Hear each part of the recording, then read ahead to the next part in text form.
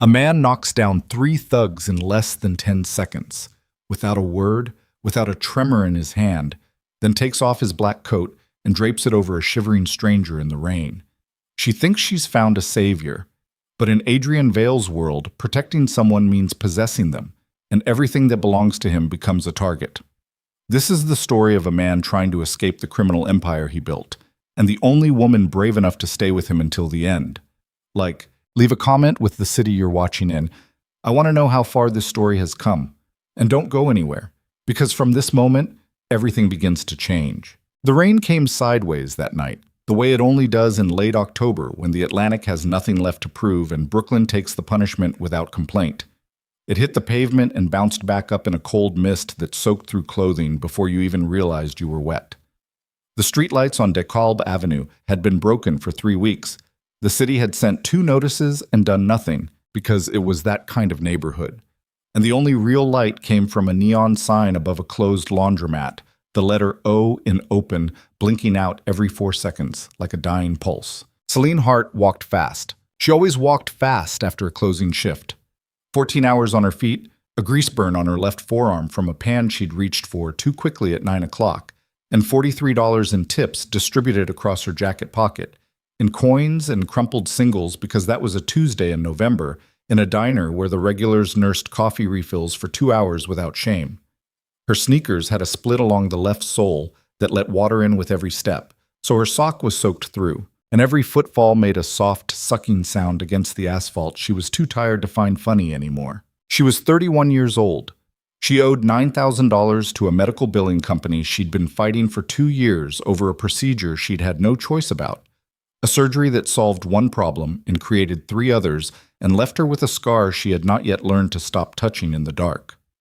She shared a 1-bedroom apartment with a woman named Dara, who waitressed at a different diner 4 blocks south, and who left passive-aggressive notes about the thermostat setting. She had $17 in her checking account, and payday was Thursday, and tonight was Monday, and she had stopped thinking about the gap between those numbers because thinking about it didn't change it. She cut through the alley behind the coin laundry because it saved 4 minutes, and 4 minutes mattered when your feet hurt this bad. She heard them before she saw them. Not their words, just the register of it. Male voices going loose and liquid the way they do past midnight when the bars have started cutting people off and the cold air hits and the impulse control goes with it. 3 of them materialized from the shadow near the dumpsters, and Celine's body understood before her mind caught up, the adrenaline dropping into her bloodstream like something thrown off a bridge. She kept walking, eyes forward, the calculated performance of not seeing them, which every woman learns before she learns anything else about moving through a city after dark. It didn't work. It never worked. It was just a thing you did because doing something felt better than doing nothing. Hey, sweetheart, where are you going so fast? She didn't answer. She's rude. This from a second voice, thicker, slurred at the edges. That's rude, right? We're just being friendly.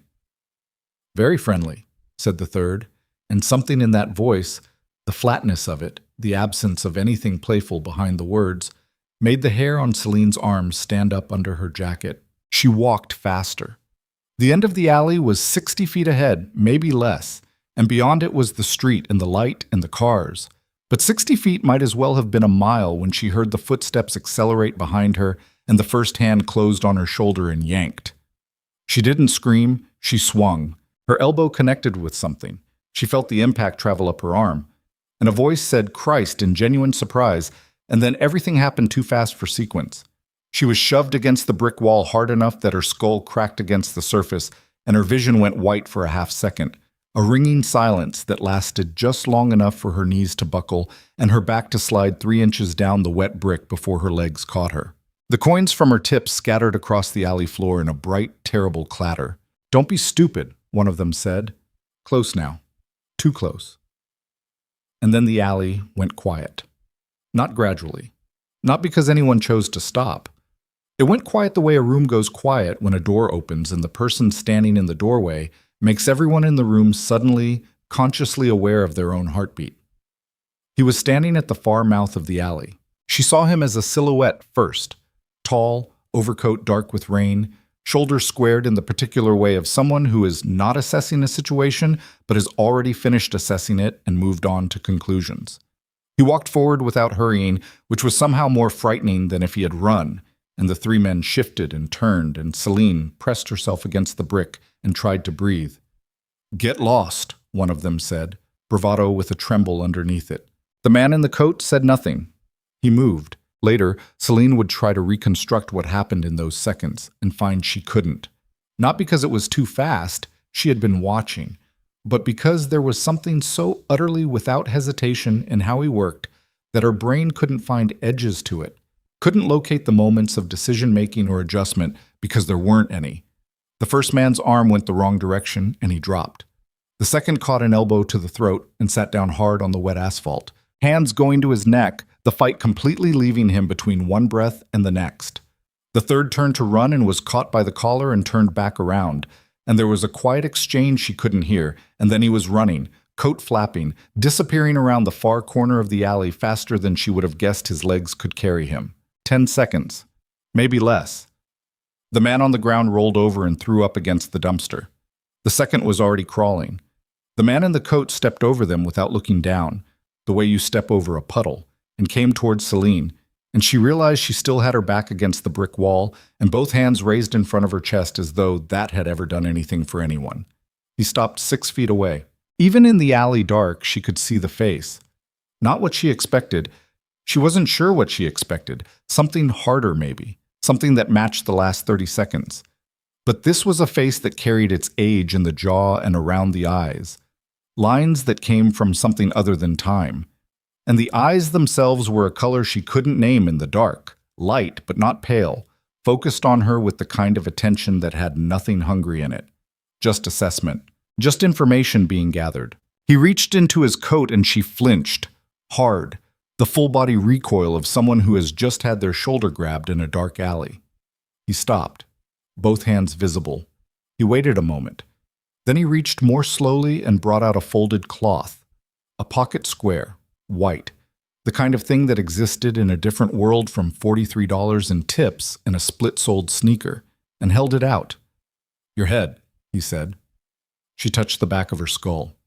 Her fingers came back dark. She didn't take the cloth. "I'm fine. You're bleeding. I know what I am." He didn't argue with that. He set the cloth on the dumpster beside her without ceremony and took a half step back, giving her the distance. And then he shrugged off the overcoat with one shoulder movement and held it out. "I don't need your coat." "You're shaking." "I'm fine." "You said that." Something in his voice. Not impatience, she'd braced for impatience, but something that sounded almost like recognition, like he'd said those exact words to himself in some other alley on some other night. "Take the coat." She didn't move. He set it on the dumpster next to the cloth and put his hands in his suit jacket pockets and looked at the ground between them, and there was something in that gesture. The deliberate removal of himself from the equation, no pressure applied, nothing demanded, that made something in Selene's chest unclench by one small degree. She took the coat. It was heavy and it smelled like rain, and something underneath, cedar, she thought, and something sharper, and underneath that something she didn't have a name for. She pulled it around her shoulders and felt the warmth that was still in it from his body, and despised how much that helped. "Can you walk?" he asked. She pushed off the wall. Her knees held. "Yes." "Good."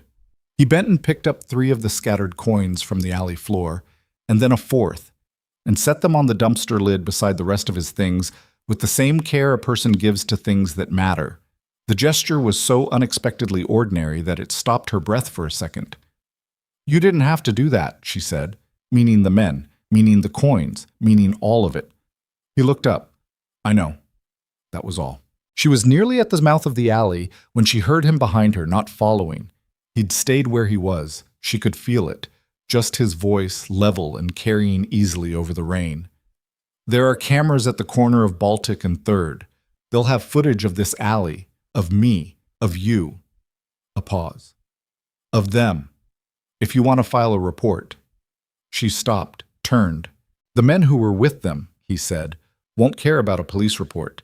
But there are others who might see the footage before the police do. I want you to know that." She stared at him. "Who are you?" He didn't answer right away.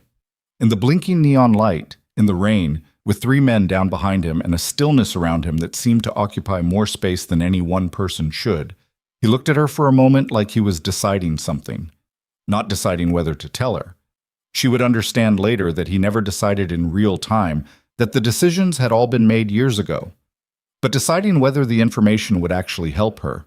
"My name is Adrian Vale," he said, "and I'm telling you this because you deserve to make an informed choice about what happens next." She didn't know the name. Later she would understand what that absence of recognition meant, how far outside certain worlds she had lived, how protected that ignorance had kept her, and how completely that protection had just ended. She walked home in his coat. She told herself she'd drop it at the diner's lost and found in the morning. She told herself she'd forget the name by Thursday. She told herself the entire thing was over. She was wrong about all three. The coat was still on her kitchen chair 2 days later when there was a knock at her apartment door at 7 in the morning, and when she opened it expecting Dara with another note about the thermostat, she found a man in a suit who was not aggressive, not threatening, who simply handed her a card and said, "Mr. Vale would like to speak with you at your earliest convenience. He apologizes for the early hour." She took the card. She closed the door. She stood in her kitchen for 10 minutes, then she called the number. She told herself she was calling to return the coat. She told herself she was curious, and curiosity was not the same thing as stupidity, and she'd worked too long in a diner serving people who confused those two things to make the same mistake herself. She told herself she'd go, she'd say thank you, she'd hand over the coat, and that would be the last of it. Adrian Vale's voice on the phone was exactly as she remembered it from the alley. No pleasantries engineered to put her at ease. No performance of warmth. He said, "Thank you for calling. I have something I need to explain to you in person. Not over the phone. I understand if you'd prefer not to meet. I can arrange for someone else to explain, but I think it's better if it comes from me." "Explain what?" she said. "Why staying away from each other isn't an option anymore." She should have hung up. Every reasonable instinct she had told her to hang up, block the number, call in sick, and sleep until she felt less like the last 2 days had happened. But the thing about reasonable instincts is that they require a degree of faith in the world's basic fairness, and Selene had spent 2 years fighting a medical billing company and 4 months short on rent and 14-hour shifts in wet shoes, and her faith in the world's basic fairness had gone the way of most things she'd needed to let go. She asked for an address. The car that arrived for her was a black SUV with tinted windows and no visible driver for the first 5 seconds, and Selene stood on the sidewalk in front of her building and thought, this is the part of the movie where the woman gets in the car and the audience yells at the screen. She got in the car. The driver was a woman, 50s, jaw like a closing argument, and she said, "Ms. Hart," with the particular inflection of someone who has done their research and wants you to know it without making a scene of it. She didn't speak again for the entire 40-minute drive out of the city. The estate, she didn't have another word for it. She'd never had reason to develop the vocabulary for this category of building. Sat behind a gate and a grove of bare November trees off a road that had no number and no signage. The house itself was stone and glass, 3 floors, the kind of architecture that had never been designed to signal warmth or welcome. It was designed to signal permanence. This has been here a long time, and it will be here when you are gone. There were men visible near the perimeter, not obvious about it, but not pretending they weren't there either, and the cameras she'd learned to notice in the last 48 hours were mounted at intervals along the gate and the drive. Inside, she was taken through a hallway of cream marble and subdued light to a room that was probably called a study and contained shelves of books that looked red, actually red, spines cracked, pages bent, a couple left open face down across armrests, and a desk at which Adrian Vale was not sitting because he was standing at the window when she entered, and he turned with the coat already in his hand. She realized she'd forgotten it at home. "I left it at my apartment," she said. "I know. I had it picked up this morning." He held it out. "This is yours." She stared at it. "That's your coat. I gave it to you." "In an alley, under duress." "Under rain," he said, which might have been a joke, though his face didn't confirm it. He set the coat over the back of a chair. "Sit down if you want. You don't have to." She sat. He didn't circle around to the desk, didn't put furniture between them, which she noticed, but pulled a chair and sat across from her at a slight angle, close enough that she could have touched him with an outstretched arm, far enough that nothing about it felt strategic. He had the same quality she'd registered in the alley, a complete absence of performing anything. He wasn't performing authority or warmth or apology. He was just there, and the there-ness of it was unsettling in a way that took her a moment to diagnose. He was someone who didn't need the room to know he was in it. "The camera footage," he said. "I told you about it in the alley because I wanted you to have the choice. But I need you to understand what the footage actually shows. Not just me, not just them." He paused. 3 men connected to a family called the Dressing Group were unconscious in an alley, and I was standing over them, and you were against the wall. By morning, the Dressing Group had an image, pulled from city infrastructure, not police, showing your face. She waited. "I'm not saying this to frighten you.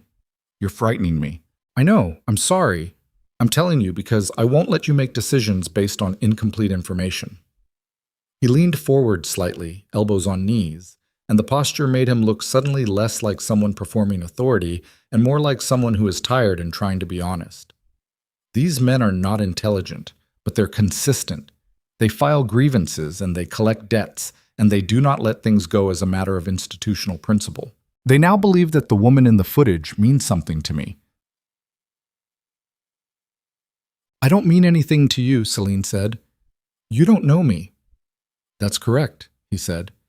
"That is also completely irrelevant to what they believe." The silence in the room had a quality to it. Not uncomfortables. Something stranger than that. The kind of quiet that settles in when 2 people are being honest with each other in a situation where honesty is unusual. "So what are you telling me?" she said. "That I'm in danger because you helped me?" "I'm telling you that the situation exists, and that I can address it, but I needed you to know it before I did. You needed my permission." He looked at her. "I needed you to not be blind." She thought about the $9,000 and the split shoe and the coins on the dumpster lid, and then she said, "What does addressing it look like? Staying here temporarily? A few days? Possibly a week? While I make it clear to the relevant parties that you are under my protection, but that targeting you would be a serious and disproportionate mistake.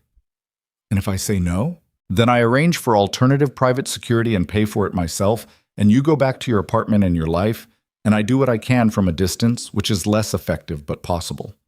He said this without looking away, which she was discovering was simply how he said everything. "But I'm asking you to trust that staying here is safer." Selene looked at him for a long moment. She had a talent, developed over 14-hour shifts and years of reading people across a diner counter, for detecting the specific texture of a lie, the slight performance in it, the way a person arranges their face around something untrue. She couldn't find it. Either he was telling the exact truth, or he was better at lying than anyone she'd ever met, and she didn't know how to know which. "A few days," she said. "A few days," he agreed. "I have a shift on Thursday. I'll make sure you're able to get there." She looked around the room, at the books, at the light falling through the window across the floorboards, at his hands, which were still and quiet in his lap, one of them carrying a small scar along the back knuckle of the index finger she hadn't noticed in the alley. "Do you have anyone else here?" she asked. "Or is it just—" She gestured at the general implication of men and gates and cameras. Something shifted in his face. Not drama. A quiet movement, like weather changing in a room. "My children," he said. "My son is 8. My daughter is 6. They're at school until 3. She hadn't expected that. "Their mother?" she asked, and regretted it immediately. 3 years ago, he said, not answering the question directly, answering all of it. She stopped asking questions. But she saw the children for the first time at 3:17 that afternoon when they arrived through a side door with a security escort that stopped at the threshold and a woman named Mrs. Paulin who was introduced as their afternoon caregiver and who looked at Selene with an expression that was not hostile but was measuring, the look of someone adding a variable to a calculation she'd been running for some time. Elias came in first. He was small for 8, dark-haired, wearing a backpack that was too big for him and carrying a library book by his side like a tool rather than something chosen for pleasure. He looked at Selene with his father's directness, that same flat, unornamented attention, and said, "Are you the woman from the alley?" Selene blinked. "You know about that. Dad told us this morning. He said it was better for us to know than to wonder. The boy looked at her the way very old people sometimes look at very young ones, with a kind of patience that was more complicated than its surface. He does that. Does what? Tells us things he thinks we should know, even when they're hard. Lila came in behind him and was immediately and completely different. 6 years old, a gap between her front teeth that was almost mathematically perfect, carrying a stuffed rabbit with one ear significantly more loved than the other. She looked at Selene with unabashed curiosity, walked directly up to her and said, "Do you live here now?" "No," Selene said. "Are you staying for dinner?" She looked at Mrs. Paulin, who gave an expression that communicated nothing useful. "I don't know yet." "Okay." Lila seemed satisfied with this. She sat down on the floor 6 inches from Selene's feet and opened her backpack and took out a coloring book and began coloring with focused intensity. And Selene sat there in this enormous house with the weight of the last 48 hours pressing down on her and a 6-year-old coloring at her feet, and felt, absurdly, that she didn't know what to do with any of it. Elias was still watching her from across the room. "What's your name?" he asked. "Selene." He considered this. "That's unusual." "My mother liked astronomy." He nodded, as if cataloging this. "My dad doesn't bring people here," he said, with the directness that was clearly genetic. "Not like this." She didn't know what to say to that. "I'm not saying it's bad," he added. "I'm just saying it's different." Later that evening, after Mrs. Paulin had taken the children upstairs and dinner had been a thing that happened in a kitchen large enough to contain her entire apartment, during which Adrian had asked her 3 questions about herself and answered 2 questions about himself, and they had orbited each other in the large space with the particular careful distance of 2 people who have been unexpectedly placed in proximity and are trying to take up exactly the right amount of room. She stood at the window of the guest room she'd been given, looking out at the lit perimeter of the estate, and understood that she was already too far in. Not because of him. Or not only because of him. Because of the boy who cataloged things and the girl coloring at her feet, and the 3 men down in the alley, and the $9,000 and the split shoe, and all the accumulated weight of 31 years of trying to survive on the exact amount of resources she had, and never quite enough, and never quite anyone who noticed. She touched the back of her head. The cut had stopped bleeding by the time Mrs. Paulin had cleaned it. It would heal. She thought, a few days. She thought Thursday. She thought, I don't know what this is. And in the morning, she was still there, and the situation had changed in a way neither of them knew yet. Because at 2 o'clock that night, a black sedan had parked on the road outside the gate for 40 minutes, and the man inside had taken pictures. And by dawn, those pictures had traveled to 3 separate addresses in Lower Manhattan and 1 in Brighton Beach. And what had been a rumor had hardened into something that looked, from the outside, exactly like fact. Adrian Vale had something worth taking. He told her at breakfast, not softening it, not building up to it. He set a cup of coffee in front of her and sat down across the small kitchen table and said, "Someone was watching the gate last night. We have images. The car is registered to a shell company associated with a man named Gregor Marsh." Selene wrapped both hands around the coffee cup. "Is that bad?" "Gregor Marsh," Adrian said, "does not watch. He delegates watching to other people. The fact that he was there personally means this has become something he's taking seriously." He paused. "I want you to know that I did not anticipate this escalation." "Is that an apology?" He thought about it. "It's information." She looked at him across the small table in the enormous kitchen. This man who had dismantled 3 people in 10 seconds and carried pocket squares and told his children hard things because they deserved to know, and said, "What happens now?" He looked at her with that direct, unperforming gaze. "Now it's more complicated than a few days," he said. And somewhere in the city, a man Selene had never heard of was looking at a photograph of her face and deciding what she was worth. The coffee went cold while she waited for him to say something else. He didn't. That was the thing about Adrian Vale that she was already beginning to map. The way he delivered information and then went quiet. Not from cruelty or calculation, but because he genuinely believed that what he'd said was sufficient, and that elaboration was a form of condescension. He'd told her the situation had changed. He'd told her a man named Gregor Marsh had been outside the gate. He'd told her it was more complicated than a few days.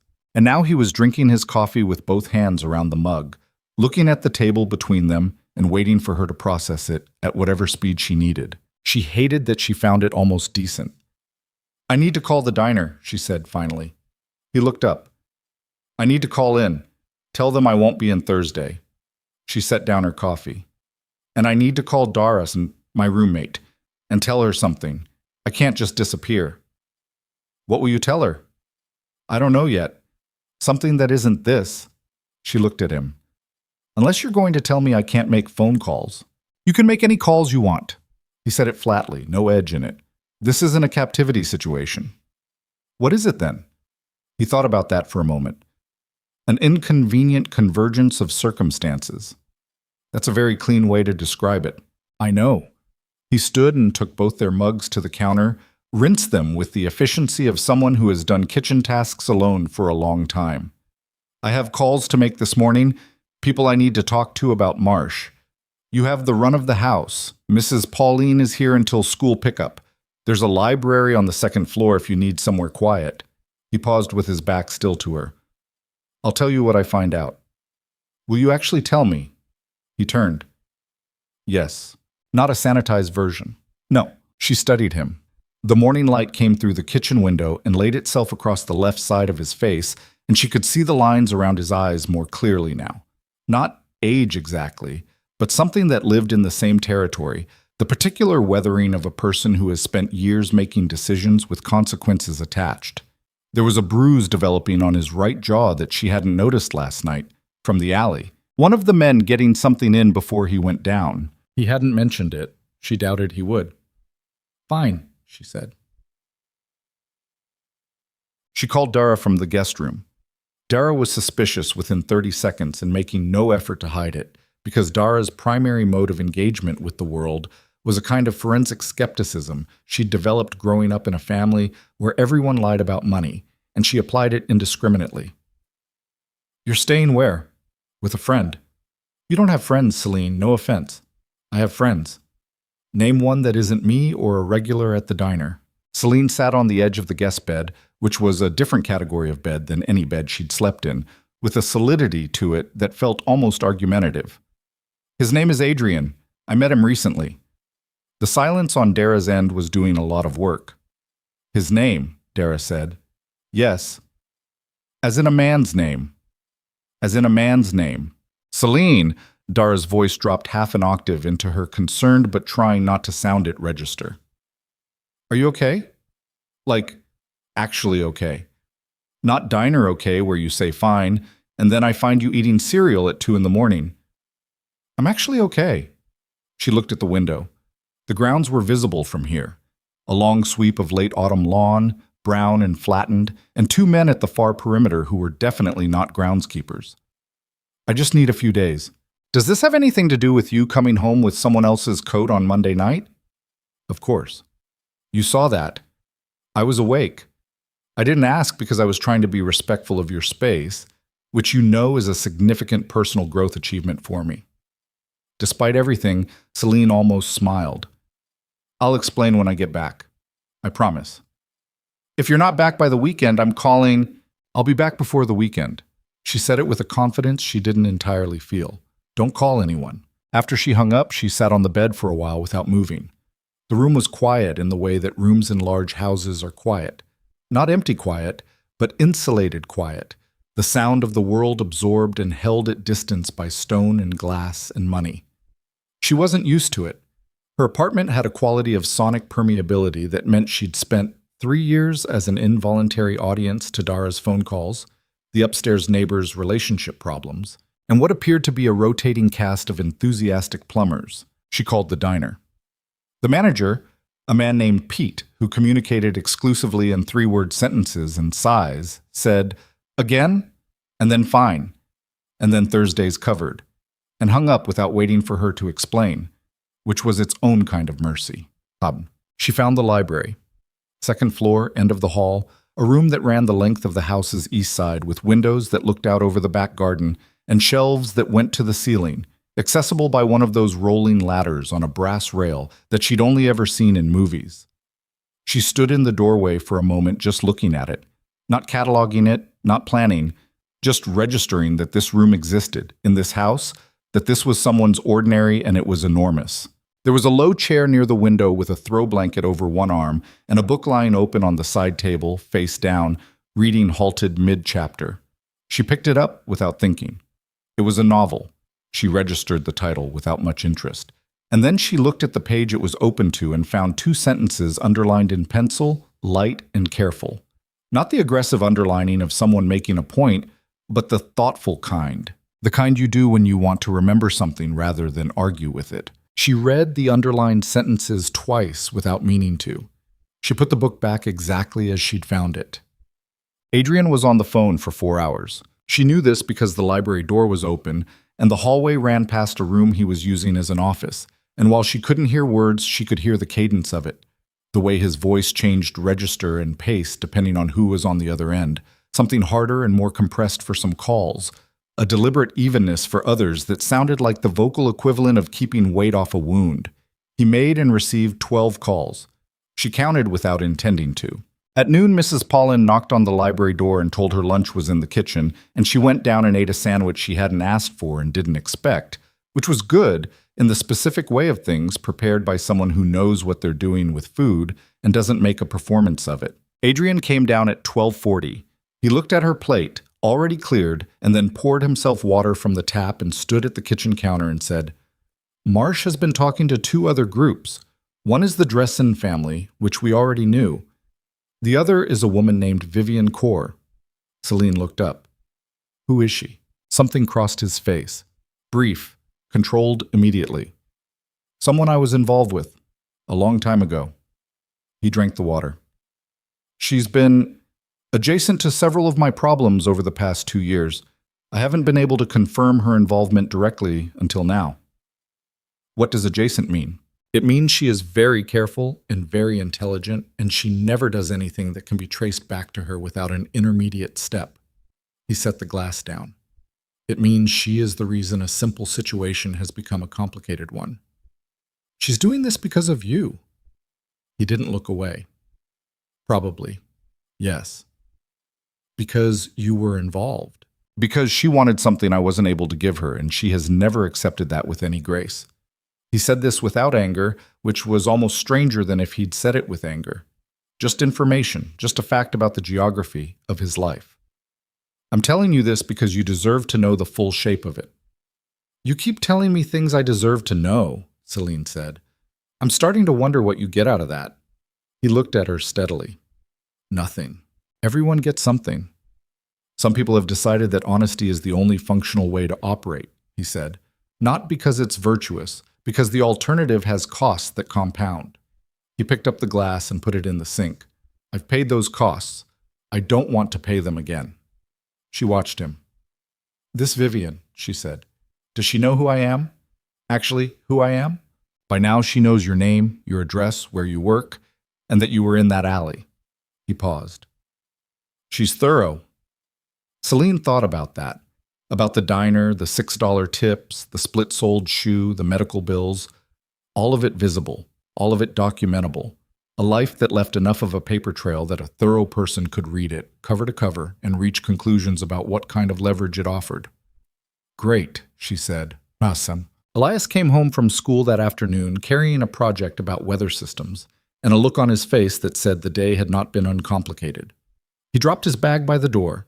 Mrs. Paulin said something about the hooks, was ignored with expert precision, and came into the kitchen and got himself a glass of water and stood at the counter drinking it in the way that adults stand at counters when they're trying to decide whether to say the thing they're thinking or swallow it. He was 8. He had his father's way of being in a room. Selene was at the kitchen table working through a stack of what appeared to be her own documents. Adrian had had someone retrieve her laptop from the apartment along with a change of clothes, which was either deeply practical or deeply intrusive, and she hadn't finished deciding which. And she looked up when Elias came in and said, "Bad day?" He considered the question seriously. "Middling," he said. "That's a good word. I read a lot." He set down the glass. "Dad uses it sometimes. About weeks." She watched him. "Do you want to talk about it?" "No." Straightforward. No rudeness in it. "I want to ask you something." "Okay." He turned to face her with the full weight of his attention, the thing she'd noticed yesterday, the way he looked at you like he intended to remember the answer. Are you scared of my dad? The directness of it landed somewhere between a compliment and a gut punch. She thought about giving him something comfortable. She thought about the alley, the coat, the underlined sentences, the cadence of 12 phone calls. I don't know yet, she said. I don't think so, but I'm paying attention. He considered this. That's what he says about new situations. Does it bother you that I'm here? No. No pause. He doesn't bring people here. So if you're here, it's because something real happened.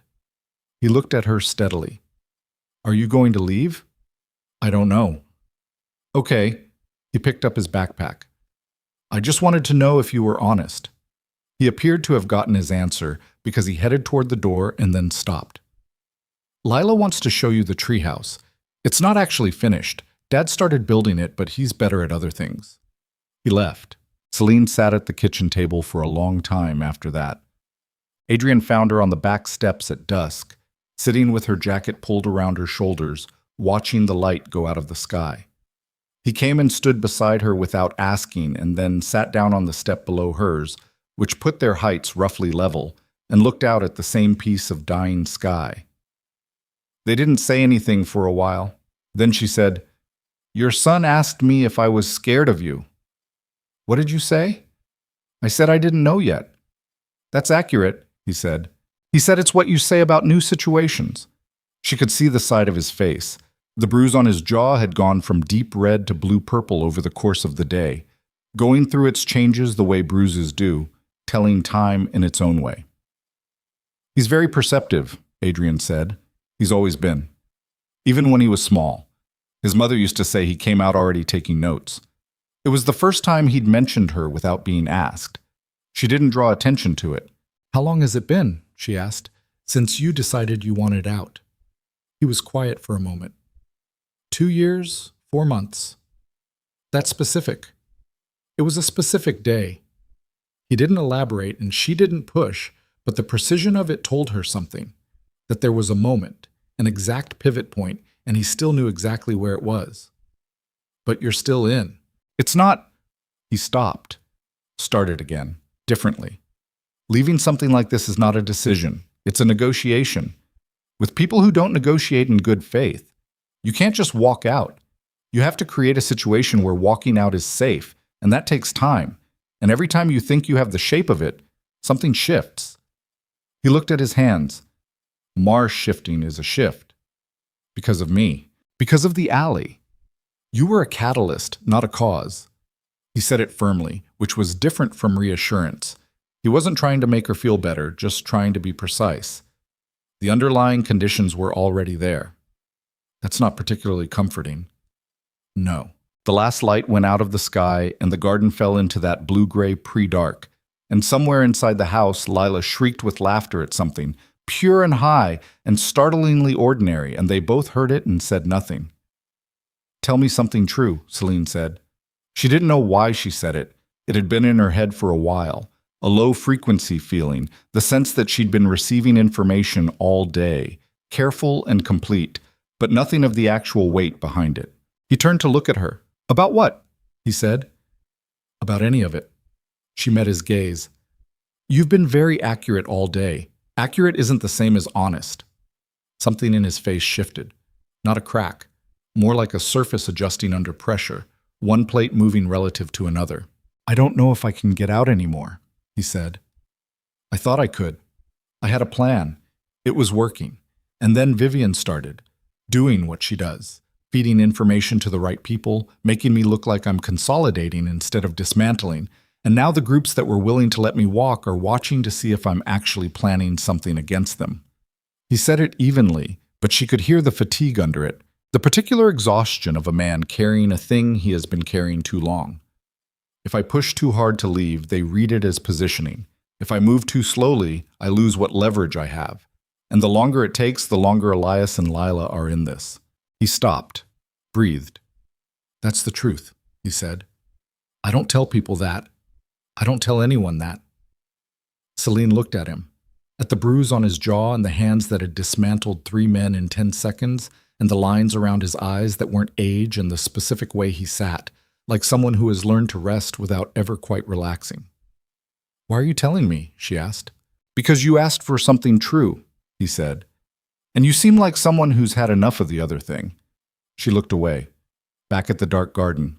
"I had a surgery 2 years ago," she said, without planning to. "Procedure for a fibroid situation that went complicated. They had to do more than expected."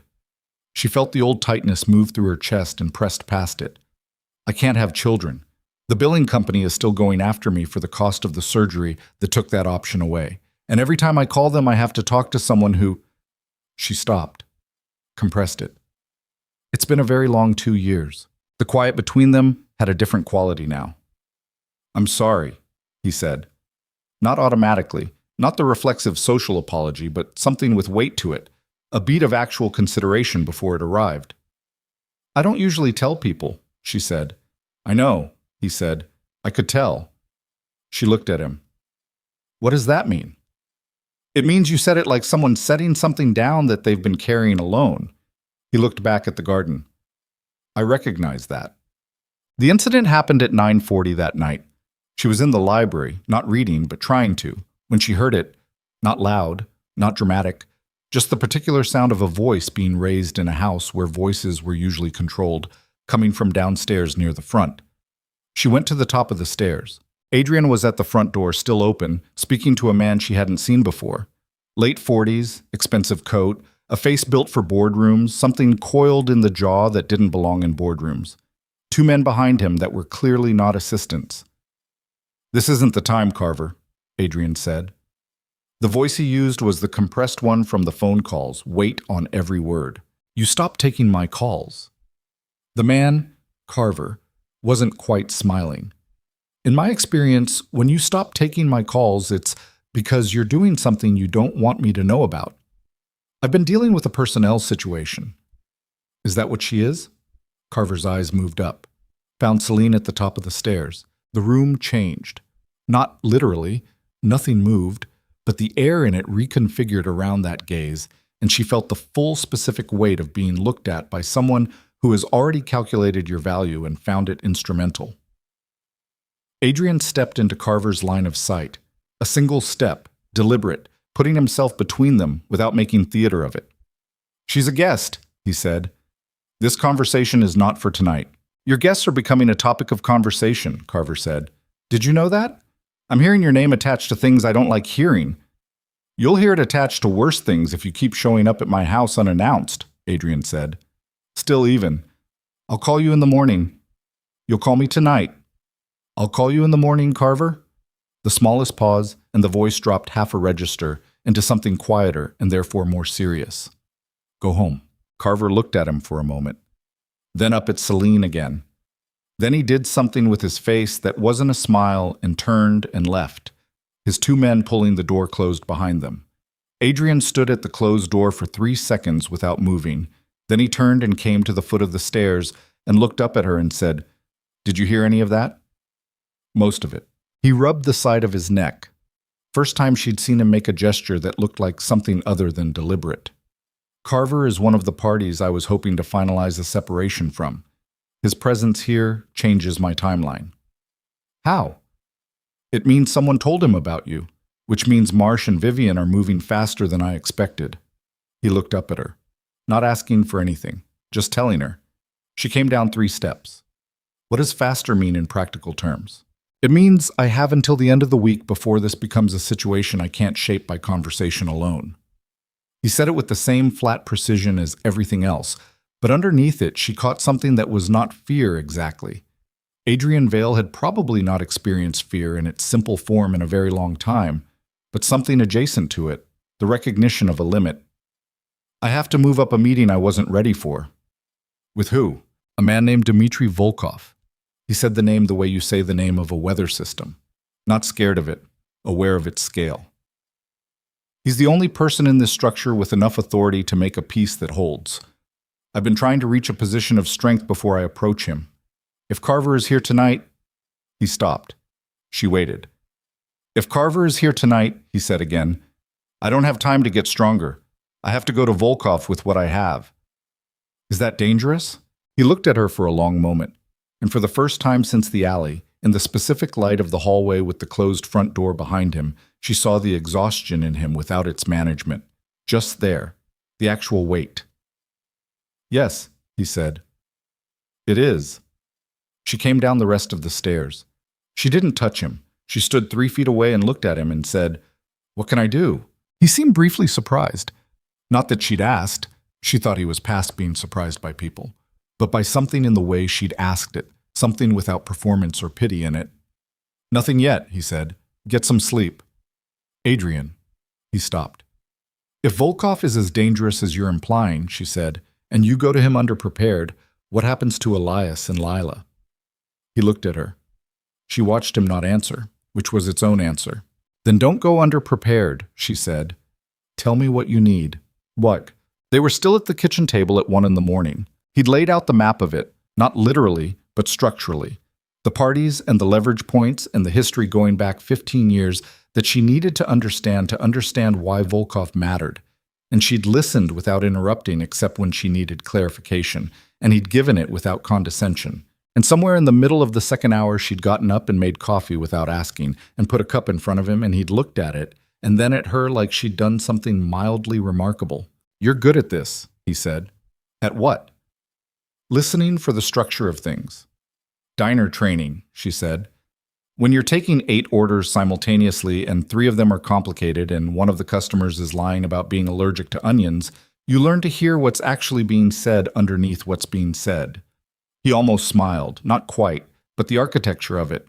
"The thing I don't understand," she said, "is Vivian's actual motivation. You said she wanted something you couldn't give her, but this is..." She gestured at the map of players he'd walked her through. "This is a lot of effort. This is more than grievance. What did you actually do to her?" The almost smile went away. "I chose my children over her," he said. "When Elena died, Vivian expected. She had a specific expectation about what would happen next. I didn't meet it. I think she understood that I never would." He looked at the table. "She's not trying to hurt me. She's trying to make herself matter. Those are different things, and the second one is harder to address because it doesn't have a logical off switch." Selene turned the coffee cup in her hands. "She sounds like someone who never learned to leave," she said. "She never had to. She's very good at staying without appearing to stay." He paused. "She's been a problem for 2 years, but she's been careful, and I couldn't move against her without proof, and she knew I couldn't." His jaw tightened, the bruise shifting color under the kitchen light. "Now she's moved into open territory by connecting with Marsh, and that's either a mistake born out of impatience or it's a calculated provocation because she's ready for a direct confrontation. Which do you think it is?" "I think it's the second," he said, "which means she has something. Information, leverage, something she's been waiting to use, and she's decided the moment is now." The kitchen was very quiet. "Whatever it is," Selene said carefully, "is there anything she could have that would actually..." Her phone rang. Unknown number. At 1 in the morning. She looked at it, looked at him. "Answer it," he said quietly. His body had gone absolutely still. She answered it. A voice she didn't recognize, female, precise, unhurried, the kind of voice that has never needed to raise itself to be heard, said, "Hello, Selene, I'm so sorry to call at this hour, but I thought you deserved to know something about the man sitting across from you." A pause, perfectly timed. "Something he has decided you don't need to know, yet." Selene looked at Adrian. His face told her he already knew who it was, and that his jaw had gone to stone, and that whatever was about to... The voice on the phone was patient. That was the first thing Selene registered. Not what it said, but the quality of its patience, the kind that belongs to someone who has been waiting a long time for exactly this moment, and has no intention of rushing through it now that it has finally arrived. "I know you don't know who I am," the voice said. "But I know quite a lot about you, Selene. The diner on Flatbush, the apartment on DeKalb, the surgery 2 years ago at Lenox Hill, the billing dispute that's still unresolved. I know about your mother's astronomy books, and the fact that you haven't spoken to your father in 6 years. A small pause, calibrated. "I'm telling you this not to threaten you. I'm telling you this so you understand that I've been paying attention, and that I'm about to tell you something because you deserve to make informed choices." Across the table, Adrian had gone completely still. His hands were flat on the table surface, both of them, pressed down as though keeping something underneath from rising. His face had the quality of a closed room. "What do you want?" Selene said. "I want you to ask him about the Marlowe agreement." Selene looked at Adrian. His eyes were on her face, watching her with an expression she hadn't seen before. Not fear, not guilt. Something more complex than either. The face of a man who has been waiting for a particular thing to happen and has just watched it begin. "I don't know what that is," Selene said. "I know you don't. Ask him." Another pause. "And ask him when he was planning to tell you. That answer will be more informative than the agreement itself." The line went quiet for exactly 2 seconds. "I'm not your enemy, Selene. I'm the only person in this situation who's been honest with you from the beginning. That should count for something." The call ended. Selene set the phone on the table face down and looked at it for a moment.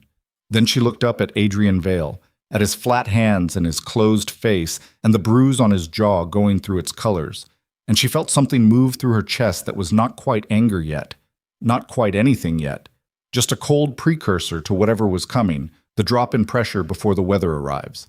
"The Marlowe agreement," she said. He didn't look away. "Yes." "What is it?" He took his hands off the table, sat back, breathed once, deliberately, and she recognized now the discipline in that breath. It was what he did instead of stalling, the single moment he allowed himself to gather before speaking. "It's an arrangement I made 14 months ago," he said, "with a federal prosecutor named Daniel Marlowe. I agreed to provide testimony and documentation on 4 criminal organizations in exchange for immunity and a managed exit from my own operations." She waited. "Part of the arrangement," he continued, "required me to allow limited federal surveillance on my operations for a period of 8 months, to establish the evidentiary record." He looked at the table between them, then back up at her. "That surveillance period ended 6 weeks ago." "Okay," she said, very quietly. "The agreement also required, as a condition of the immunity, that I not form any new significant personal associations during the active surveillance period. The logic being that new associations could compromise either the investigation or my credibility as a cooperating witness." He paused. "The surveillance period was over 6 weeks ago. The meeting in the alley was Monday." She heard what he was saying. She understood its architecture precisely. She sat with it for a moment. "So there's no legal problem," she said. "No. But you knew about this agreement. You knew what it meant for your situation. You knew you were weeks out from the end of a federal arrangement that required you to keep your life clean and your associations minimal."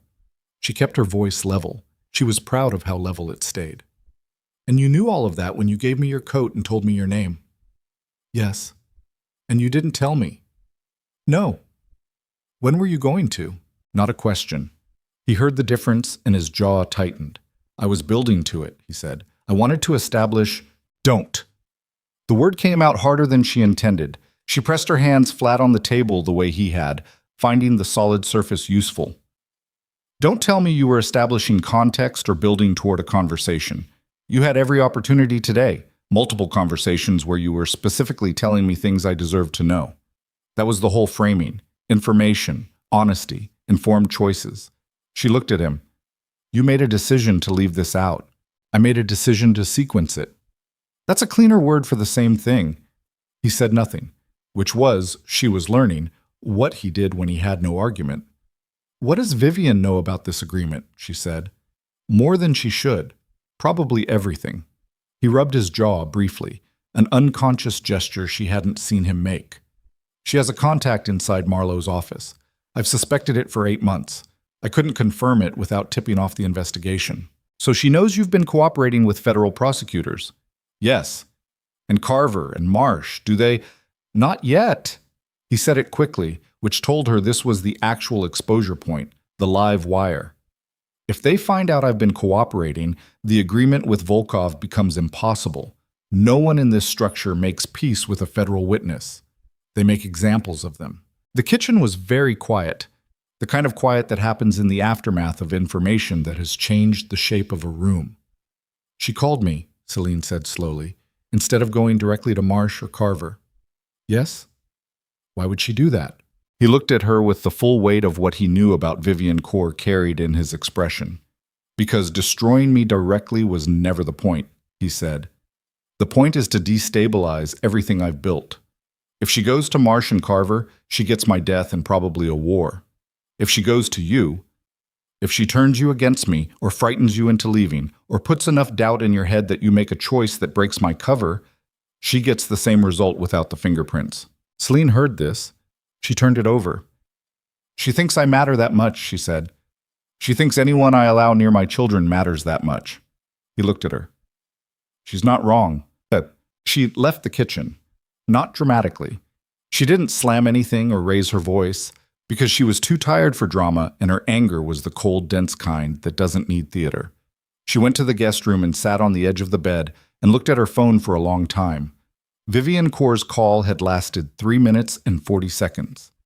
3 minutes and 40 seconds to take the careful, uncomfortable structure of trust she had been building with this man and put a crack through it. The thing was, and she turned this over slowly, sitting in the dark, the way you handle something with a potential sharp edge.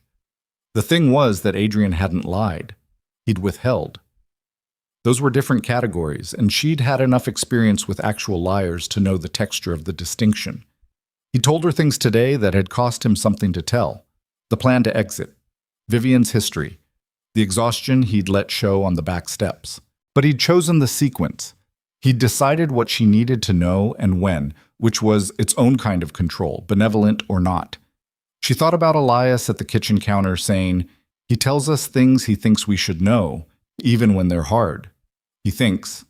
He decides. He sequences. She lay back on the bed without taking her shoes off and stared at the ceiling and thought about the $9,000 and the diner and the surgery. And then she thought about a man pressing his hands flat on a table and saying yes to every hard question she'd put to him, and she thought, I don't know what to do with this person. She was still awake at 3:15 when she heard it. It was subtle enough that she might have missed it if she hadn't been lying in the dark already at high attention. A sound from the perimeter, not an alarm, nothing as organized as that, just a shift in the quality of the outside. A voice, compressed through what sounded like a radio. Then silence. Then another voice, different direction. Then all the lights on the east side of the property came on simultaneously. She was at the window before she'd decided to move. The back garden was flooded with white security light, the kind that eliminates shadow completely. And in it, she could see 2 of the perimeter men moving toward the east tree line with the particular urgency of people responding to something confirmed rather than suspected. Her door opened without a knock. Adrian was there, fully dressed, which told her he hadn't slept either. Stay in this room, he said. What's happening? Someone breached the east fence, probably reconnaissance. Maybe more. He was already speaking into something at his collar. Don't turn lights on. Don't stand in front of windows. Where are the kids? Mrs. Pauline's room. She's been briefed. He looked at her with an expression that had shed every layer of the careful, measured quality she'd been cataloging all day and showed something underneath that was purely functional, purely operational. A man switched completely into a register he'd been trained for. I need you to stay here, not because I don't trust you, because you're the variable I can't predict right now, and I need to know where you are. She nodded. He left. She did not stay in the room. She went to the hallway, close to the wall, and moved toward the landing at the top of the stairs where she could see the front of the house through the high window. 3 cars on the drive she hadn't seen arrive. Men she didn't recognize moving with professional economy between the vehicles and the front entrance. Adrian at the base of the stairs speaking to a compact man with gray at his temples, who was clearly someone with authority, because Adrian was listening rather than directing. She watched the gray-templed man's face, watched him say something with a specific flatness that she recognized from across the room as the particular delivery of very bad news. She watched Adrian go still, not the controlled stillness she'd seen all day. Something different, something that happened to his body from the outside, as though the information had landed physically, like a blow absorbed. He turned and looked up the stairs and found her immediately. Found her as though he'd known exactly where she'd be, as though her staying in the room was never something he'd actually expected, and his face in that moment was stripped of everything, just the thing underneath. She came down the stairs. His name was Reyes, the gray-templed man, and he was Adrian's most senior operative, and what he told them in the kitchen at 3:40 in the morning with the perimeter lights still blazing through every window was this. Daniel Marlowe, the federal prosecutor, had been found dead in his car in a parking structure in Lower Manhattan 2 hours ago. Apparent cardiac event, pending autopsy. His office had gone into immediate lockdown. The Marlowe agreement, all of it, the testimony, the immunity arrangement, the documentation, was in administrative suspension pending review by the federal district, which meant in practical terms that it was in the hands of people who didn't know its full scope and would not be bound by its terms until they had reviewed and re-executed every provision. That review would take a minimum of 60 days. Adrian stood at the kitchen counter and listened to all of this and said nothing until Reyes had finished. Then he said, "Who knows? Right now, the district office, us, and whoever did it." Reyes looked at his hands on the table. "By morning, everyone." Timeline on the autopsy. Could be a week, could be 3 days if the district pushes it. They'll push it. Adrian turned to the window. The floodlit garden looked surgical. What was the breach on the east fence? Camera cut. They wanted to confirm our security response, testing the layout. Reyes glanced at Selene, then back. They've been planning something. This feels like the day before. Adrian turned back from the window. He looked at Selene. His face had the quality of something that has been under pressure for a long time and has been told the pressure is about to double. "The children need to be moved," he said to Reyes. "Tonight, the safe location upstate. Mrs. Pauline goes with them. Already arranging. I want them gone in 40 minutes. Reyes nodded and left the kitchen. Adrian and Selene stood in the kitchen with the floodlights burning through the windows and the sound of the house reconfiguring itself around the new information. Footsteps, low voices, the controlled urgency of people trained for contingency. "Marlowe is dead," she said. "Yes. And your agreement is functionally void until the district decides to honor it, which may not happen if the documentation has been, if anyone with access to Marlowe's files decided to manage what the review board receives." He said this with precision and no panic, but underneath the precision she could hear the structure giving. "I've been cooperating for 14 months, providing testimony and records on 4 organizations. If those organizations find out before the district re-executes the agreement, you have no immunity.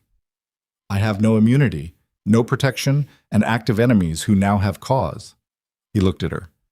"An offense breach tonight that tells me they're not waiting to find out." She thought about what Vivian had said on the phone. "I'm the only person in this situation who's been honest with you from the beginning." "She knew," Selene said. "Vivian. She called tonight because she knew Marlowe was already dead or about to be. She wasn't trying to turn me against you. She was trying to make sure you were distracted, focused on managing me instead of watching the perimeter." He looked at her. Something moved behind his eyes. "She used your phone call to create the conversation that kept you in this kitchen," Selene said, and felt the shape of it settle as she said it. "She knew you'd want to explain, to sequence it. She knows how you operate." He turned away from her, both hands on the counter, head down, and she watched the line of his back and the set of his shoulders and saw what it looked like when Adrian Vale absorbed the precise dimensions of a mistake. "She's been inside my pattern for 3 years, he said quietly. "I knew she was. I adjusted. I thought I'd adjusted enough." He pressed his hands harder against the counter. "I left you a variable she could use." "Stop," Selene said. He turned. "Stop doing the accounting," she said. "We don't have time for it." She held his gaze. "What do you need to do in the next 6 hours?" What he needed to do was contact Volkov directly. Not through intermediaries, not through the careful approach he'd been planning over months of positioning. Directly.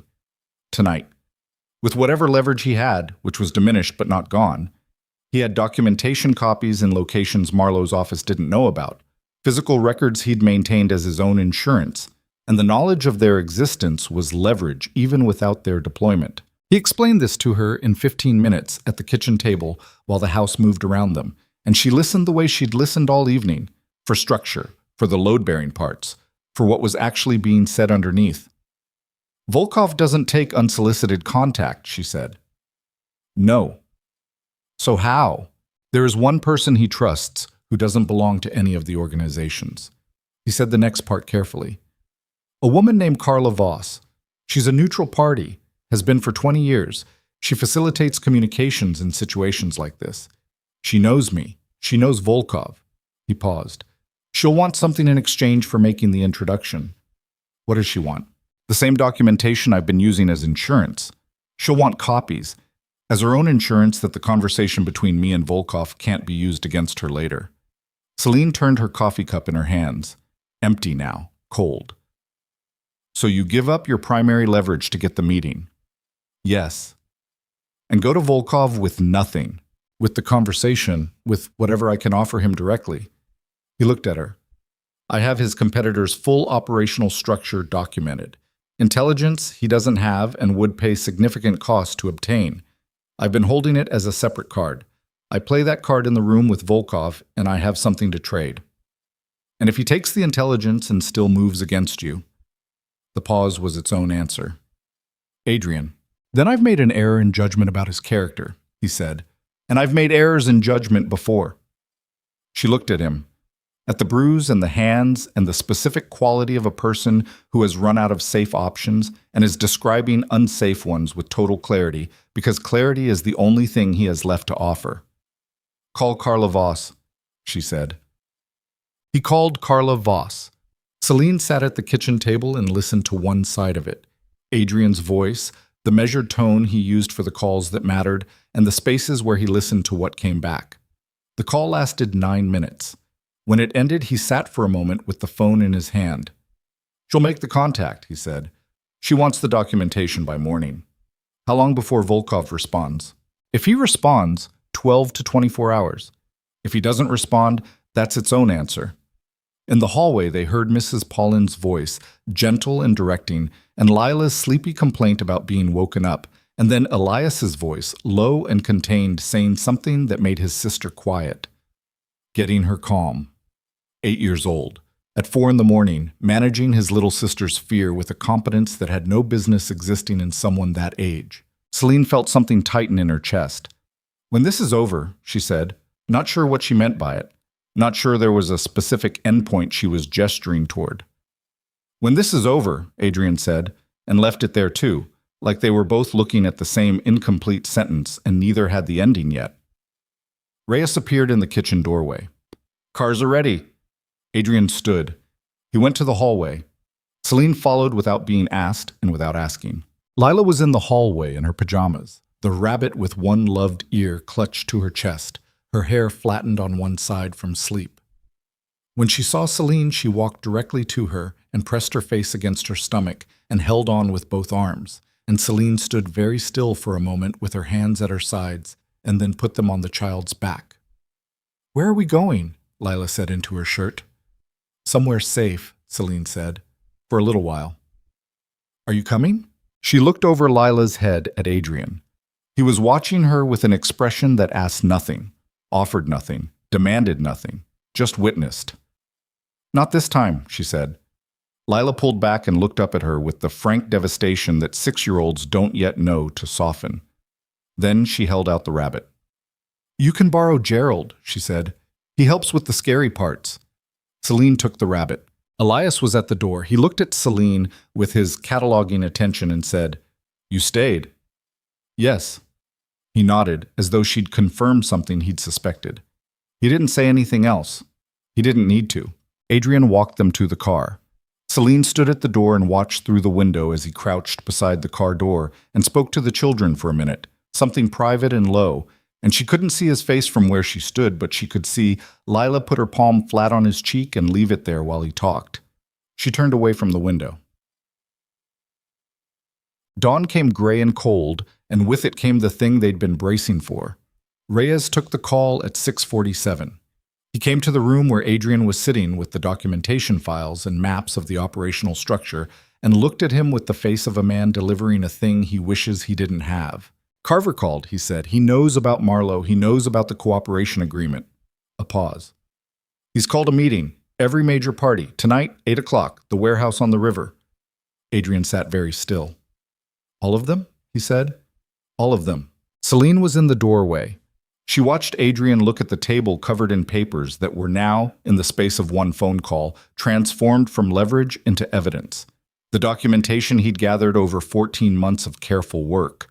The testimony that had been his exit plan, his protection, the architecture of a future for his children, all of it now sitting in a room where the people it described were gathering in 12 hours to decide what to do about the man who'd created it. Volkov? Adrian said. We'll be there. Adrian looked up at Reyes. Then so will I. Adrian? Reyes stopped, started again. Walking into that room tonight is, I know what it is. They'll have 10 minutes of discussion, and then they'll decide to remove the problem directly. That's how Carver runs a meeting. I know how Carver runs a meeting, Adrian stood, which is why I'm not letting Carver run this one. What? She found him an hour later standing in the room that had been the children's playroom, looking at the half-finished treehouse visible through the back window, the one Elias had told her his father was better at other things than building. It leaned 3 degrees off true. The second platform had only one of its 2 support beams fully attached. There was a rope ladder that was clearly installed by someone who had read the instructions once and then made considered independent choices. He heard her come in and didn't turn. It looks structurally ambitious, she said. I started it in August, he said. I kept having to stop. Something always... He stopped. I told Lila it would be done by her birthday. Her birthday is in March. Selene stood beside him and looked at the leaning treehouse in the gray morning light. It can still be done by March, she said. He turned to look at her. His face in the morning light was different than it had been across a kitchen table, more exposed, the management thinner after a sleepless night and 12 hours of sustained pressure. She could see all of it, the exhaustion and the calculation, and something underneath both of those that was neither of them. I owe you an apology, he said, for the Marlowe agreement, for sequencing it. You don't need to... I do. He turned back to the window. I convinced myself it was strategy, that I was protecting the larger plan by managing the information, but I was also... He pressed his lips together.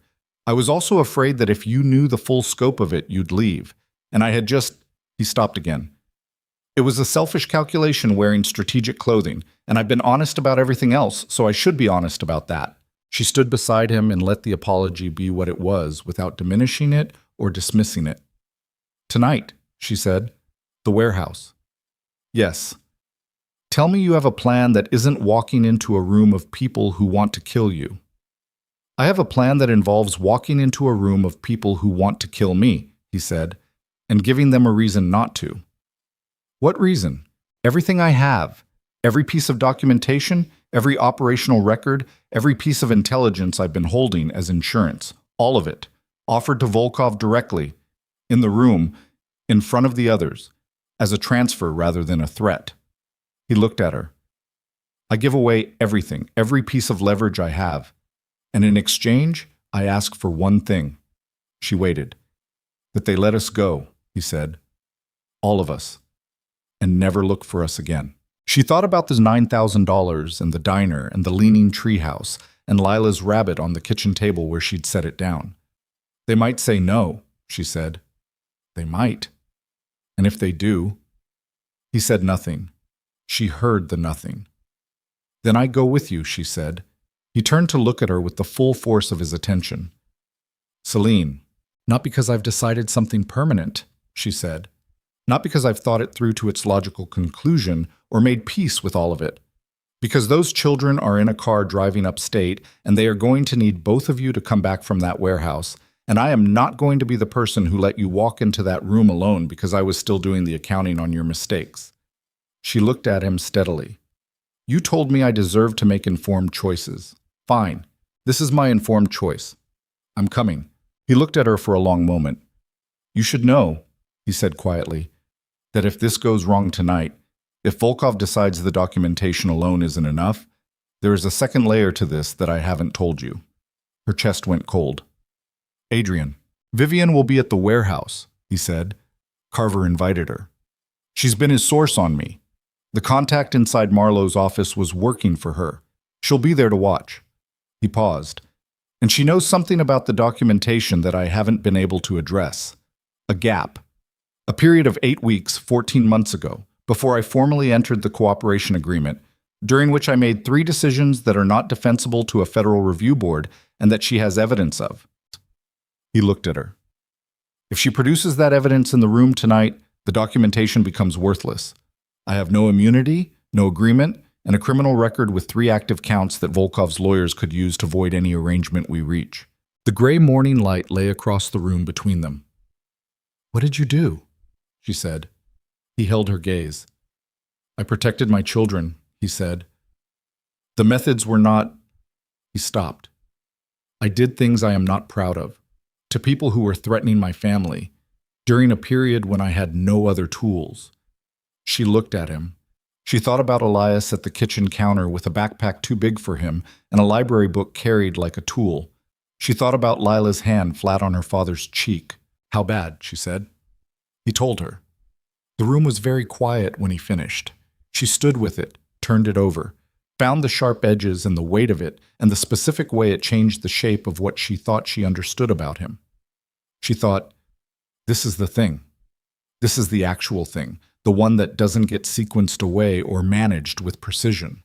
This is what a person looks like when they have run completely out of the cleaner version of themselves. She thought, I can leave. The car that brought the children upstate would come back. She could be on DeKalb Avenue by noon with Dara's thermostat notes and $43 in tips and a medical bill and a split-soled shoe. She could go back to the life that had been manageable in its smallness, survivable in its ordinary suffering. She thought about all of that. Then she said, Does Volkov know about those 8 weeks? Not yet. Does he need to? Adrian looked at her. If Vivian produces the evidence in the room, he said slowly, and I haven't preemptively addressed it, then you address it first, she said. You walk in there and you put it on the table yourself before she does. You take the weapon out of her hands by using it on yourself. He stared at her. If you walk in there and confess your own worst thing before she can reveal it, Selene said, you take away the only leverage she has over the room. You can't be destabilized by a revelation you've already made. She held his gaze. You told me honesty was the only functional way to operate. You told me the alternative has costs that compound. You've been operating on that principle with me for 2 days. She looked at him. Operate on it tonight. The silence stretched. He looked at her like she was something he was trying to locate on a map he hadn't known existed. He stopped. I know it's terrifying, she said. It might not work. No. It might make it worse. It might, she said. But it's the only version of tonight where you walk in as yourself instead of as someone managing a performance. And I think, she stopped, found it, said it. I think Volkov has been in rooms with liars his whole life, and he knows the difference. Give him the truth and let him decide what to do with it. Adrian Vale stood in the children's playroom in the gray morning light, with the leaning treehouse visible through the window, and looked at her for a long time. I've never done that, he said. Not in a room like that. I know, she said. It might get us both killed. Adrian, she said very quietly. Yes. Build the rest of the treehouse first, she said. And then he finished the second platform support beam at noon. She held the board while he drove the screws, and neither of them talked about what the evening was, and the work had the quality of something necessary in a way that went beyond the treehouse itself. The physical weight of wood and cold air, and a task with a beginning and an end and a visible result, in a morning that otherwise had none of those things. The rope ladder still listed starboard. He looked at it critically. It's fine, she said. It's not level. Lila is 6. She won't notice. Elias will notice. Elias will note it and then say nothing to spare your feelings. She handed him the last screw. He does that. I've known him 3 days and I can already tell. Adrian looked at the ladder, then at her. Something in his face that was almost briefly a human being not carrying anything. Then he drove the last screw and they came down off the ladder and stood in the cold back garden and looked at the treehouse, which was imperfect and real. By March, she said. By March, he agreed. Reyes came to find them at 2 in the afternoon with the logistics of the evening laid out in his clipped, economical way. The warehouse was on the industrial waterfront in Red Hook, a building that had changed hands 3 times in 8 years and was currently registered to a holding company that led nowhere. Neutral ground by convention. 11 confirmed attendees, including Volkov, Carver, Marsh, and their respective operational heads. Vivian Kaur confirmed as Carver's guest. Reyes put a photograph on the kitchen table. Security sweep of the building was done this morning by Carver's people. They'll do another at 6. We get 2 men inside as part of the standard principal protection allowance. Everyone else stays outside. Adrian studied the photograph. Entry points. 3. Front loading dock, side fire door, roof access via the north stairwell.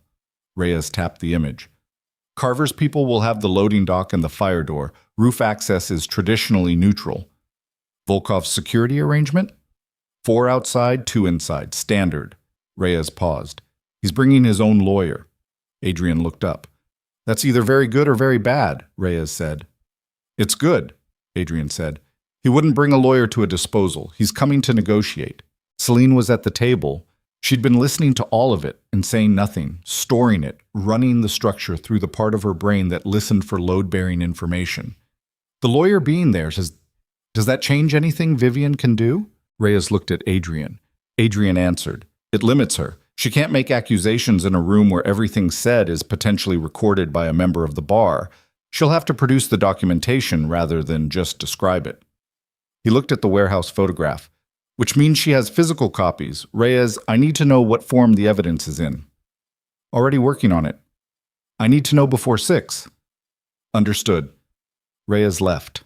Adrian sat at the table with the photograph in his hands, and Selene watched him run the calculation behind his eyes, the way she'd been watching him run calculations for 2 days, and she thought, he is very good at this, and it has cost him everything, that being very good at this costs a person. I need to know something, she said. He looked up. Volkov. She held his gaze.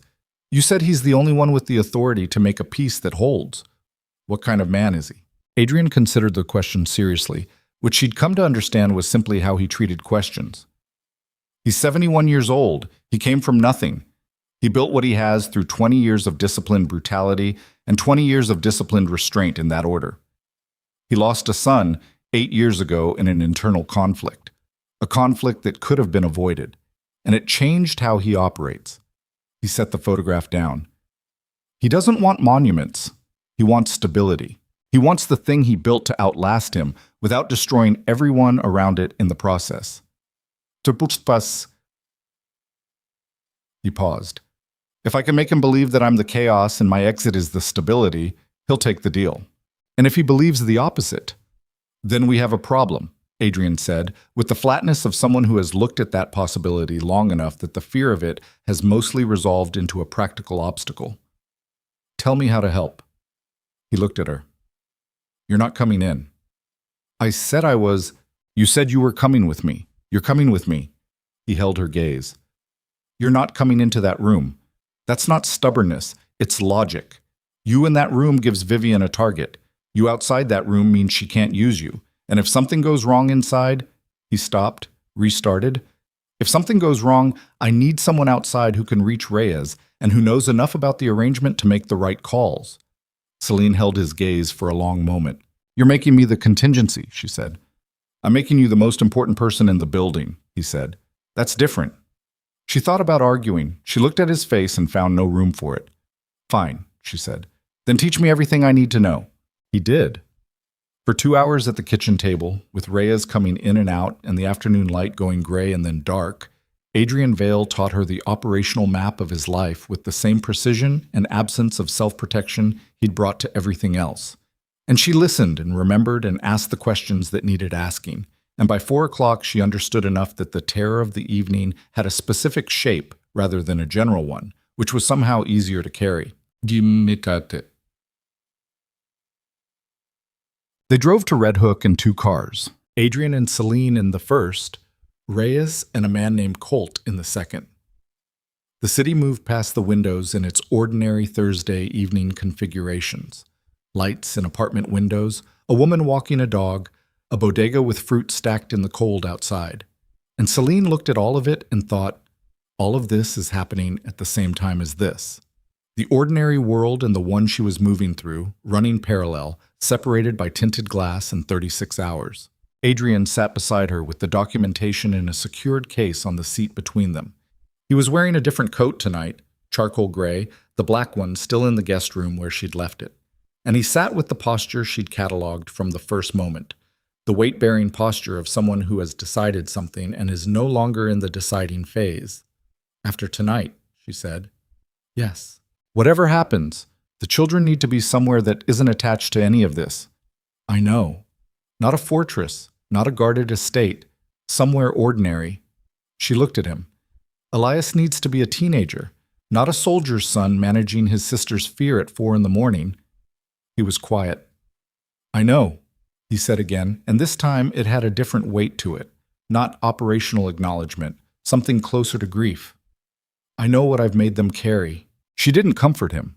It wasn't a moment for comfort, but she put her hand on the seat between them, near the secured case but not touching it, and after a moment his hand came to rest beside hers, not quite touching either, and they rode the rest of the way to Red Hook, like that. Two people in the dark, not quite touching and not needing to.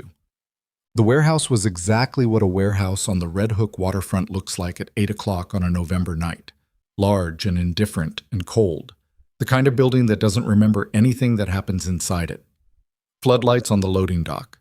3 black vehicles already in the lot. 2 men visible outside who were the outer edge of a larger number invisible. Selene got out of the car, and the cold came off the water and hit her face, and she breathed it in and felt her heart doing something very loud in her chest that she was going to have to manage for the next however long. Adrian came around the car and stood beside her. He looked at the building for a moment. Then he turned to her and looked at her face in the parking lot light with the complete directness she had come to understand was simply how he occupied space, and said, "Whatever you hear from inside, whatever sounds you hear, don't come in unless Reyes tells you to. I heard you the first time. I know. I'm telling you again." She looked at him, at the bruise on his jaw, yellow now at its edges, almost done, at the lines around his eyes and the documentation case in his hand and the gray coat, and the fact that she had known this man for 3 days and was standing in a parking lot in Red Hook while he walked toward a room full of people with cause to kill him. "Adrian," she said. He stopped. She didn't know what she'd been going to say. She looked at him and found it. The underlined sentences in the book in the library. What were they? He looked at her. Something moved in his face, surprise, then something warmer and more complicated than surprise. Something a man wrote about choosing what matters before the moment of choosing arrives, he said. So the choice is already made when you need it. She nodded. He went, Inside, from what Reyes relayed to her in the cold outside, the room arranged itself the way these rooms always arrange themselves. Carver at one end of a long table with Marsh on his right, and Vivian Kaur standing 3 feet behind him against the wall, present and officially uninvited, which was its own statement. Volkov at the other end, heavy-framed and deliberate, in his late 60s with the eyes of a man who has processed a great deal of violence and found it mostly dull, his lawyer beside him. 4 other men distributed along the sides. Operational heads, present to witness. Adrian came in alone, set the documentation case on the table. Carver said, "You have some nerve." Adrian sat down and said nothing. "Marlowe is dead," Carver said. "Your protection is gone. We know what you were doing. 14 months of feeding information to a federal prosecutor, building a case against every person in this room." He looked around the table with the theatrical deliberateness of a man who has been waiting for this moment. "I think we all have a clear sense of what needs to happen next." Adrian looked at Volkov, not at Carver. At Volkov specifically and only, like Carver wasn't present. Volkov watched him do this. "Before Carver tells you what needs to happen," Adrian said to Volkov, "I need to tell you something, not as a negotiation, not as leverage." He opened the documentation case and set a single folder on the table. "I need to tell you the worst thing I've done in the last 2 years. Voluntarily. Before anyone else in this room tells you." The temperature in the room changed. Vivian Kaur against the wall went very still. Carver said, "What the hell?" 14 months ago, Adrian said, looking at Volkov. "Before I entered the cooperation agreement, over a period of 8 weeks, I authorized 3 actions against people who were threatening my family. The methods were not defensible. 2 men were hurt in ways that went beyond necessity. A third lost his business through document manipulation that I had no legal right to conduct." He kept his eyes on Volkov's. I'm not protecting those decisions. I'm not explaining them away. I'm telling you because Vivian Kaur has documentation of those 8 weeks, and she was going to produce it in this room to void whatever arrangement I tried to make. He looked at Vivian. You can still produce it. The information is the same, but it's not a weapon anymore because I've already used it on myself. The room was absolutely silent. Vivian's face had the quality of something very carefully controlled over something that was not controlled at all. She looked at Adrian with an expression that was trying to be contempt and couldn't quite get there. That changes nothing, Carver said. You cooperated with federal prosecutors. You're a liability to everyone in this room. I was a liability, Adrian said, still looking at Volkov. Marlowe is dead. The district has 60 days to reconstitute the agreement, and they won't. There are 3 other cases ahead of mine in the review queue, and none of the prosecutors who knew the scope of what I provided are still in their positions. The agreement is functionally dead. He pushed the documentation case to the center of the table. Everything I provided to Marlowe is in this case. Every copy. I've held nothing back and made no additional copies. You have my word, which I know has limited value in this room, and Reyes outside will confirm the same, which may have more. I must say. Volkov spoke for the first time. His voice was low and carried the specific weight of someone who has never needed volume. Why? He said, just that word. Because I want out, Adrian said. I have wanted out for 2 years. I have 2 children who deserve to grow up somewhere that isn't this. He held Volkov's gaze. I'm not asking for mercy. I'm asking for a transaction. Everything I have, the documentation, the intelligence on the Brecker organization that you've been trying to map for 3 years, the full operational structure of Carver's Eastern network, in exchange for a permanent exit. My family disappears. We stop existing in this world. Nobody looks for us. Carver slammed his palm on the table. You don't get to make offers. I'm not making the offer to you, Adrian said, without raising his voice, without looking away from Volkov. I'm making it to him. Volkov looked at Adrian for a long moment. The lawyer beside him made no movement. The Brecker structure, Volkov said. Complete. Sourced. Verified. Why should I believe it's complete? Because I need it to be, Adrian said. If I give you incomplete intelligence and you find out, the deal dies and so do I. I have no incentive for anything except accuracy. He looked at the old man. You've been in rooms with liars your whole life. You know what I'm not doing right now. Volkov looked at him. The look lasted long enough that the men on either side of the table shifted with discomfort they were trying to suppress. Then Carver reached inside his jacket. The room detonated. Not a gunshot. The sound was different, sharper, the specific crack of a table being thrown and chairs catching the floor and bodies moving in the urgent, graceless way of people acting on instinct in a small space. Selene heard it from outside, heard the crash, heard a voice cut off, heard Reyes say something into his radio in a low, fast tone, and her body was already moving before she'd decided to move. Reyes caught her arm. Not yet. What's happening? Carver moved. His hand was iron on her arm. Adrian's men have him. Stay here. She stood in the cold parking lot, with her heart hammering loud enough to feel in her throat, and Reyes's hand on her arm, and the building doing something she couldn't see. And she thought about the documentation case and Volkov's lawyer, and the underlined sentences, and the unfinished treehouse in the back garden. 30 seconds, a minute. The fire door opened. One of Adrian's men came out first, Colt, blood on his jacket from somewhere, moving fine. Then another man she didn't know. Then Adrian. He was upright, both hands visible. The documentation case was not with him. He came to where she was standing and stopped and looked at her face, and she looked at his and ran a fast inventory. Standing, breathing, no visible injury she could find in the parking lot light. What happened? She said. Carver made a move he shouldn't have, Adrian said. His voice was slightly compressed, the aftermath of adrenaline. Volkov's security put him down, he breathed. Volkov asked Carver's people to remove him from the building. She stared.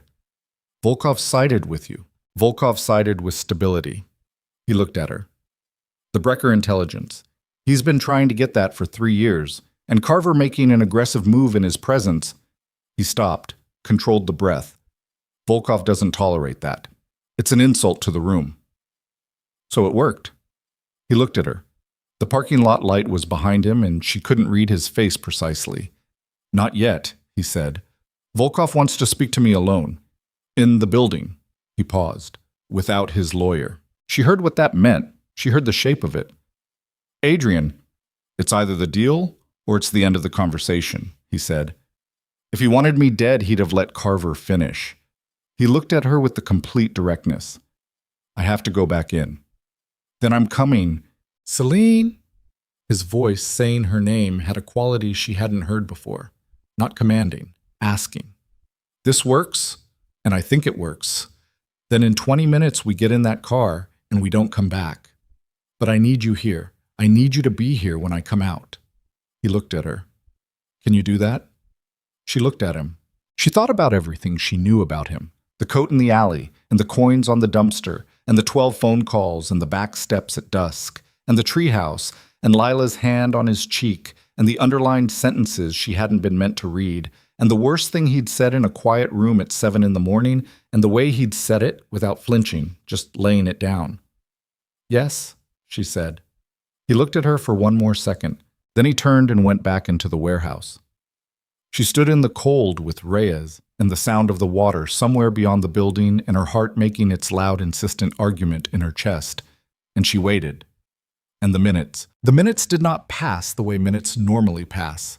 They accumulated instead, each one heavier than the last, and Selene stood in the Red Hook parking lot with the cold coming off the water in long, slow waves and her hands in her jacket pockets where they had balled themselves into fists without her noticing. And she counted her own breathing the way you count something when counting is the only control available to you. Reyes stood 6 feet away and said nothing, which she had come to understand was how Reyes expressed solidarity. He was watching the building's fire door with the practiced stillness of a man who has waited outside a great many rooms for outcomes he could not shape. And she watched it with him. And the harbor moved behind the warehouse in the dark, and somewhere across the water a shipping light blinked its patient rhythm. 11 minutes.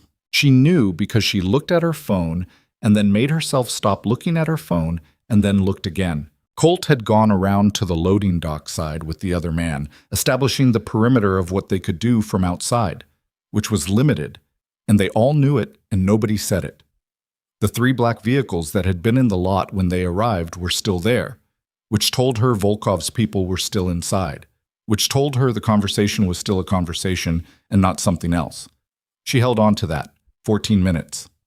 The fire door opened. Adrian came out first, alone, and she knew before she could read his face, knew from the way he was walking, not the walk of a man moving away from something, but the walk of a man who has set something down, that it was done. That whatever had happened in that room in those 14 minutes had resolved into something livable. She met him halfway across the lot. He stopped in front of her and she looked at his face in the cold dock light and found it changed in a way she didn't have a word for yet. Not relieved. Relief implied a lightness, and this was not light. This was something heavier and more permanent, like a weight shifted rather than removed. But his eyes were clear in a way they hadn't been since the kitchen table at 1 in the morning, and his hands at his sides were still. "It's done," he said. She breathed.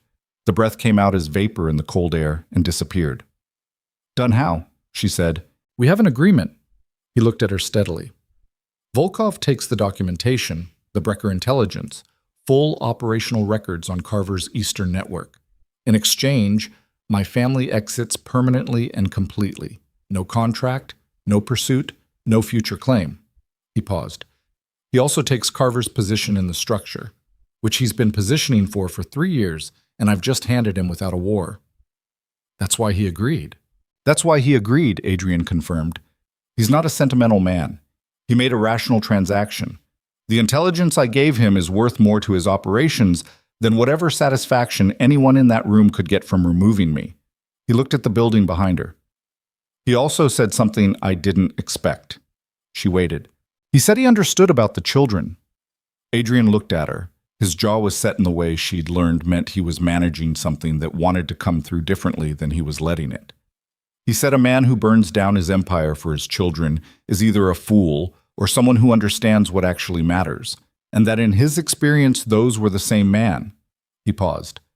Then he took the case and his lawyer and left through the loading dock. Reyes came up beside them. He looked at Adrian, and the look between them was the compressed communication of two people who have been through a great many difficult rooms together. "Carver," Reyes said. "Volkov took custody of him." Adrian said it flatly. "That's not our concern anymore." Reyes absorbed this, nodded once. "Marsh? Gone. He left when Carver went down. He's not our problem." Adrian looked at Reyes. "I need you to make the calls tonight. Everyone who needs to know that the agreement with Volkov is in place."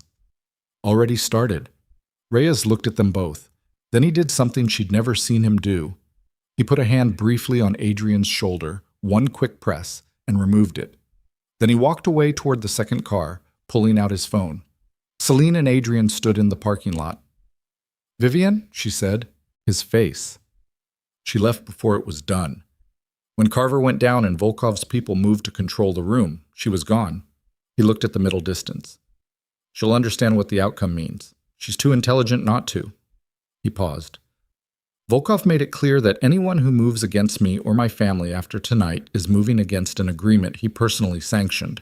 That's a boundary Vivian will calculate very carefully before crossing." "But she's still out there." "Yes." He looked at Selene. "She will always be out there. I can't change that. What I can change is the cost of any action she takes." He held her gaze. "It's not a clean ending, but it's a real one." She thought about the phone call at 1 in the morning, Vivian's patient voice, the 3 minutes and 40 seconds designed to fracture something that was just beginning to form. She thought about what it must be like to love someone that fiercely and have it turn into something that looked like this. A decade of strategic grievance. A woman standing against a wall at a warehouse meeting, watching the man she'd wanted choose something else for the last time. She didn't feel sorry for Vivian Kaur, but she understood the shape of it. "Okay," she said. He looked at her. "Okay. Let's go get your children." Bam.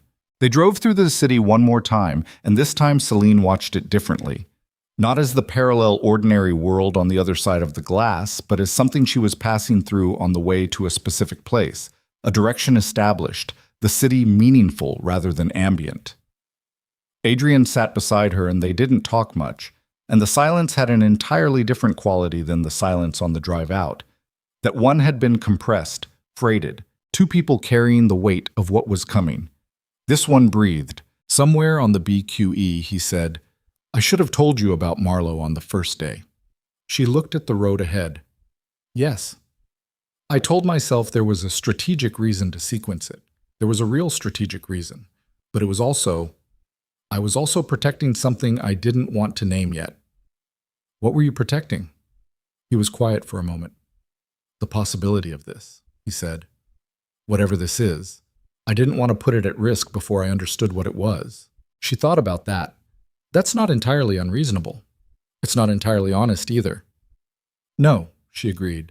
"It isn't." She looked at him. "But you told me in the end, when it cost you something. That's the minimum standard." "Most people don't meet the minimum standard," she said. "In my experience." He looked at the road. "What is this?" she said, not demanding an answer, genuinely asking, the way you ask a question when you're also working out whether you already know. "I don't know yet," he said. "I know what I'd like it to be." "Tell me." He looked over at her. In the moving light of the highway, she could see his face clearly. The bruise at its final stage, almost gone, and the lines around his eyes, and the specific quality of a person who has spent a very long time being careful about everything and is trying to be less careful about this one specific thing. "I'd like it to be the part that comes after," he said. "After all of this. The ordinary part." He looked back at the road. "I haven't had the ordinary part. I don't know if I know how." "I haven't had it either," she said. "Not really." "Then we'd be starting from the same place." She looked out at the highway, at the lights of the city going past, at the ordinary Thursday evening still moving along on all sides of them. "Gerald is still on my kitchen table," she said. "Gerald, Lila's rabbit." She paused. "The one she gave me for the scary parts." He was quiet. Then something happened in his face that was, finally and completely, a smile. Not the architecture of one, not the precursor. The real thing, brief and unguarded and catching her entirely off guard. and she looked at it and felt something in her chest move decisively. The safe house upstate was a farmhouse 30 miles north of the city that smelled like wood heat and old wool carpet, and the specific staleness of a house opened infrequently but maintained with care. Mrs. Paulin met them at the door with the look of a woman who has been awake worrying and is angry about it in the way people are angry when the alternative was fear. She looked at Adrian. She looked at Selene. She looked at the space between them. Then she stepped aside without comment, which was its own form of verdict. Lila was asleep on a couch, with a blanket pulled to her chin and her mouth slightly open and her hair across her face. Selene stood in the doorway and looked at her, and felt the accumulated weight of the last 36 hours settle somewhere different in her body. Not gone, not resolved, but relocated to a place she could carry it. Elias was at the kitchen table with a book he hadn't been reading, his finger keeping a place he hadn't actually reached. He looked up when they came in and looked at his father with an assessment that was not a child's assessment, had never been a child's assessment, and found whatever he was looking for.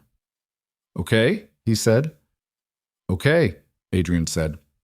Elias looked at Selene. "You came back." "I said I would." He looked at her with the cataloging attention. Then he looked at the book in his hands and set it down and said, with the careful delivery of someone saying something they've been holding for a while, "I'm glad you're here." She sat down at the table across from him. "So am I," she said. Adrian went to the couch where Lila was sleeping and crouched beside it and looked at his daughter for a long time without touching her, just looking at her the way you look at something you nearly lost in a way too abstract to hold in both hands. Then he put one hand very lightly on her back, feeling her breathe, and stayed there. Selene watched him do this and didn't look away. Mom. They stayed at the farmhouse for 6 days. Not from necessity, the immediate danger had resolved the night of the warehouse, but because Adrian had made a decision, quiet and complete, that the transition needed time rather than speed. That moving the children from one fortress to another without a breath between was not an exit, just a relocation. That what came next needed to begin differently from everything that had come before. The 6 days had a texture that Selene would return to later, in the years that came after, as the period where she understood that ordinary life wasn't a lesser thing. It was the hardest thing. It was the thing that required the most from you. Adrian made breakfast badly on the second morning. Eggs that stuck to the pan, toast that went one direction past done. And Lila watched the process with the gravity of a food critic and said, "Daddy, that's not right," at 4 separate intervals, and he listened to each one with complete seriousness and made adjustments that did not substantially improve the outcome. And by the end of it, Selene had taken over at the stove, and Lila was providing running commentary from the counter, and Elias was reading at the table with the particular contentment of someone who is in a good room and knows it. She thought, this is what it looks like, this specific imperfect scrambled egg thing. On the 3rd day, Elias asked her what a librarian did. Not as an accusation or a test. He'd found a piece of paper she'd been using to write notes to herself about a program she'd been designing before all of this. An after-school reading program she'd been trying to get off the ground through a literacy nonprofit that had a shortage of funding and too much ambition. She'd been embarrassed when he found it, some remnant reflex about having her plans seen before they were real. He read her notes with the same focused attention he gave everything, and then he said, "This is good. The part about the graphic novels, kids actually read those. Some kids only read those for years before they read other things. That counts." "You read them?" she said. "I read everything." He handed back the paper. "But graphic novels, especially when I was 6, they're how I got faster." He looked at her. "You should keep working on this." She took the paper back. She looked at it, at the handwriting, the half-formed ideas, the budget numbers that didn't work yet. "I will," she said. She meant it. On the 4th day, Adrian drove into the nearest town for groceries and came back with 3 bags of food and a slightly sheepish quality, and the information that he had asked someone in the hardware section of a general store about rope ladder installation, and received very specific advice that he had written down on a receipt. Selene looked at the receipt. "He said the key is getting the top anchor bolts into the actual beam," Adrian said. "Not just the board, into the beam. You talked to a hardware store employee about your treehouse. I asked for expert consultation. You were embarrassed to ask. He stopped. "I was briefly uncertain about the framing of the request. She laughed. It came out fully, without management, the real thing. And he looked at her with an expression that was startled and then warm, and then something she didn't have a name for yet but intended to learn. On the 5th day, Lila found Gerald. She had been asking about him with increasing urgency since they'd arrived. Not crying, not demanding, just returning to the subject at intervals with the persistence of someone who has filed a concern and wants to confirm it has been received. Mrs. Paulin had brought a bag from the estate that included several of Lila's things, but Gerald had not been among them, and the absence had been negotiated daily. Selene had forgotten she'd left him on the kitchen table. She called Dara. Dara answered on the second ring and said, "Oh, thank God," with the feeling of someone who has been sitting on a great deal of questions and is relieved to have a person to aim them at. Selene asked her to check the kitchen table. There was a pause. Then Dara said, with the particular tone of someone holding a one-eared rabbit, "This is Gerald, I assume. Please, can you bring him when you come?" "Come where, Selene? What is happening? Who is Adrian? Why do you sound—" A pause. "You sound different." "I'll explain everything. Can you bring Gerald?" "I will bring Gerald if you promise to explain everything." "I promise." Dara arrived on the afternoon of the 5th day in her 12-year-old Honda with a bag of her own things that she'd packed on the assumption she'd be staying at least one night, because Dara made practical decisions intuitively, and Selene had always admired that about her, even when it was inconvenient. She handed Gerald to Lila at the door, and Lila received him with the solemnity of someone completing a ritual and then ran back inside.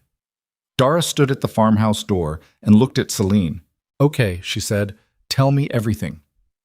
Selene told her as much as she could, which was not all of it and was more than she'd told anyone in her adult life, and Dara listened with her arms crossed and her jaw doing the thing it did when she was processing information faster than her face could catch up. When Selene finished, Dara was quiet for a moment. "So you went to return a coat," she said. "Yes." "And now you're at a farmhouse in upstate New York." "Yes." "With a man and 2 children." "Yes."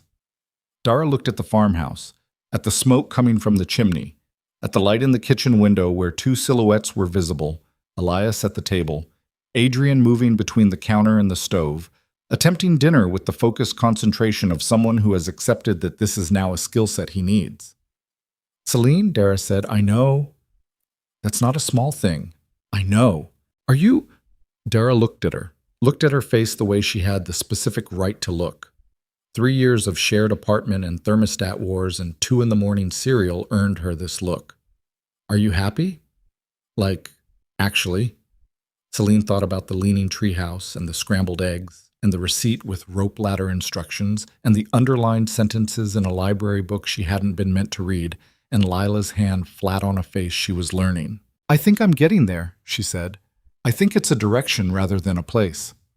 Dara looked at her for another moment. "Okay," she said. "Good."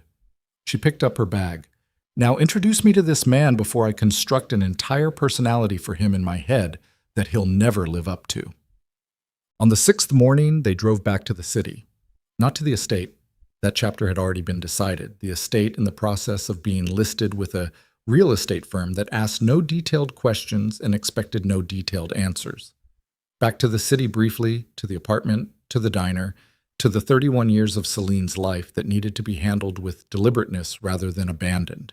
She gave Pete 2 weeks' notice. Pete said, "Figured and good," and then, after a pause that was long for him, "You were a good waitress." This was the highest register of sentiment Pete operated in, and she received it accordingly. She called the medical billing company. With the help of a lawyer Adrian had connected her to, not one of his, a separate person, clean, an actual specialist in healthcare billing disputes, she renegotiated the debt to 40% of its original amount and established a payment plan that fit inside the life she was moving toward. It wasn't erasure, it was resolution. She found she preferred resolution. Adrian sold the estate for slightly below market value to a buyer who closed quickly and asked nothing, and the proceeds, along with the carefully documented legitimate business holdings he'd been building as part of his exit architecture, gave them a foundation that was real and traceable, and his in a way that the other money had never been. He handed documentation of his criminal assets to the federal district as part of a renegotiated, simplified cooperation arrangement. Without Marlowe's original agreement, The new arrangement was smaller in scope, but it was clean, and it closed the door on his federal exposure without the immunity he'd originally planned on, because the 3 decisions he'd made in those 8 weeks 14 months ago had to be accounted for rather than protected from. He accepted a fine, a restriction on certain business activities for 4 years, and a record that would follow him. He told her about it the night before the final paperwork was signed, not asking permission, just telling her the way he told her things, completely and without softening. "It's fair," he'd said. "What I did in those 8 weeks, it was for the children, and I'd do it again, and it was still wrong. Both things are true. A consequence that fits both things being true is fair." She'd looked at him for a moment. "You've thought about this a lot." "For 14 months, he said. "Since the day I entered the original agreement. I knew this part was going to have to be paid. And you're okay with it." He considered this seriously. "I'm okay with knowing what I owe," he said. "That's different from being okay with owing it. But it's enough." She had thought in the months afterward that this was perhaps the truest thing she understood about him. Not the capability or the discipline or even the honesty, but the specific willingness to stand in a consequence without negotiating it away. Most people, given the resources he had, would have found a cleaner exit. He hadn't looked for one. So, they moved to Oregon in January, a coastal town called Briar Cove, population 4,000, 3 hours south of Portland, where the ocean was loud and the winters were gray and wet, and the people minded their business with the particular Pacific Northwest quality of respecting privacy without being cold about it. They arrived with new legal names, not dramatic aliases, just the paperwork of starting fresh, legitimate, and processed through proper channels, filed with the relevant authorities as part of the agreement with the federal district, and the moving truck, and Gerald, and Elias's collection of 14 library books checked out under his old name that Selene returned by mail with a note of apology to the Brooklyn Public Library System. The house was a 3-bedroom craftsman 2 blocks from the water, with a backyard that had a large oak tree that would require, Elias noted on the first walkthrough, considerable structural assessment before any kind of elevated platform could be safely constructed. Adrian looked at the oak tree for a long time. "By March?" he said. "By April," Elias said with the judicious pragmatism of someone who has learned to calibrate his father's optimism. Realistically, Lila stood under the tree and looked up through its winter-bare branches at the gray Oregon sky and said, "I want it to have 2 platforms. Gerald needs his own." "Gerald," Elias said, "does not have a weight-bearing requirement." "He has an emotional requirement," Lila said, with the certainty of someone who has considered this. "Those are valid." Selene stood on the back porch and listened to them, these 2 children who were learning, slowly and imperfectly, and with setbacks and difficult days and nights that were still sometimes not entirely peaceful, how to be children rather than the auxiliary survivors of their father's life. She watched Adrian crouch down and look at the base of the oak tree the way he'd looked at the warehouse photograph, taking in the structure, already solving it. She thought, this is what after looks like. Not perfect, not healed all the way through, but real and moving and theirs. She started the reading program in February. The Briar Cove Elementary School had a librarian who was 2 years from retirement and a backlog of administrative work she'd been delaying for most of the decade, and she looked at Celine's proposal for an after-school program with graphic novels and reluctant readers and said, "When can you start?" Without any other conversation, the way people talk when a solution to a real problem has just appeared. Selene started on a Tuesday. By the end of the first session, she had 7 kids and a waiting list of 3. By the end of the month, she had 12 regulars and a grant application pending through a statewide literacy organization that Elias had helped her edit, sitting across the kitchen table in the evenings with the precision and lack of sentimentality of a very good copy editor. "This paragraph says the same thing as the paragraph before it," he told her once. "I know. I was trying to emphasize the point. Emphasis through repetition suggests insecurity about the point," he said. "If the point is good, say it once." She deleted the paragraph. "Thank you," she said. He shrugged with the elaborate casualness of someone who cares more than they're showing. "It's a good program," he said. "It should get the money." It got the money. Awesome. She told Adrian about her mother one night in March. Both of them on the back porch with the ocean sound coming through the dark 2 blocks away. The kind of telling that happens in no particular context, except that the context is this person and this quiet, and the accumulated safety of months spent building a thing carefully.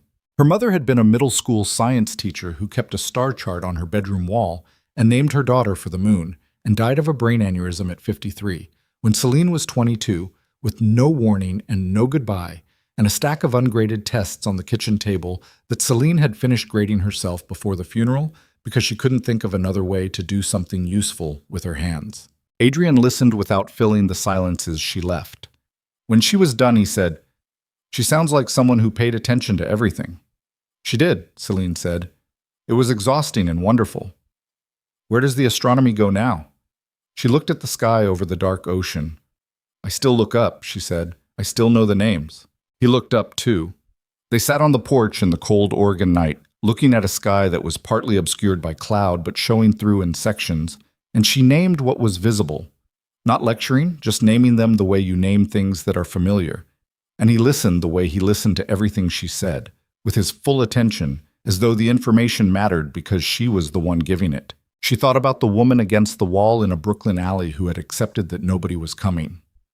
She thought about the coins scattered on the wet asphalt and a man picking them up and setting them on a dumpster lid with the care you give to things that matter.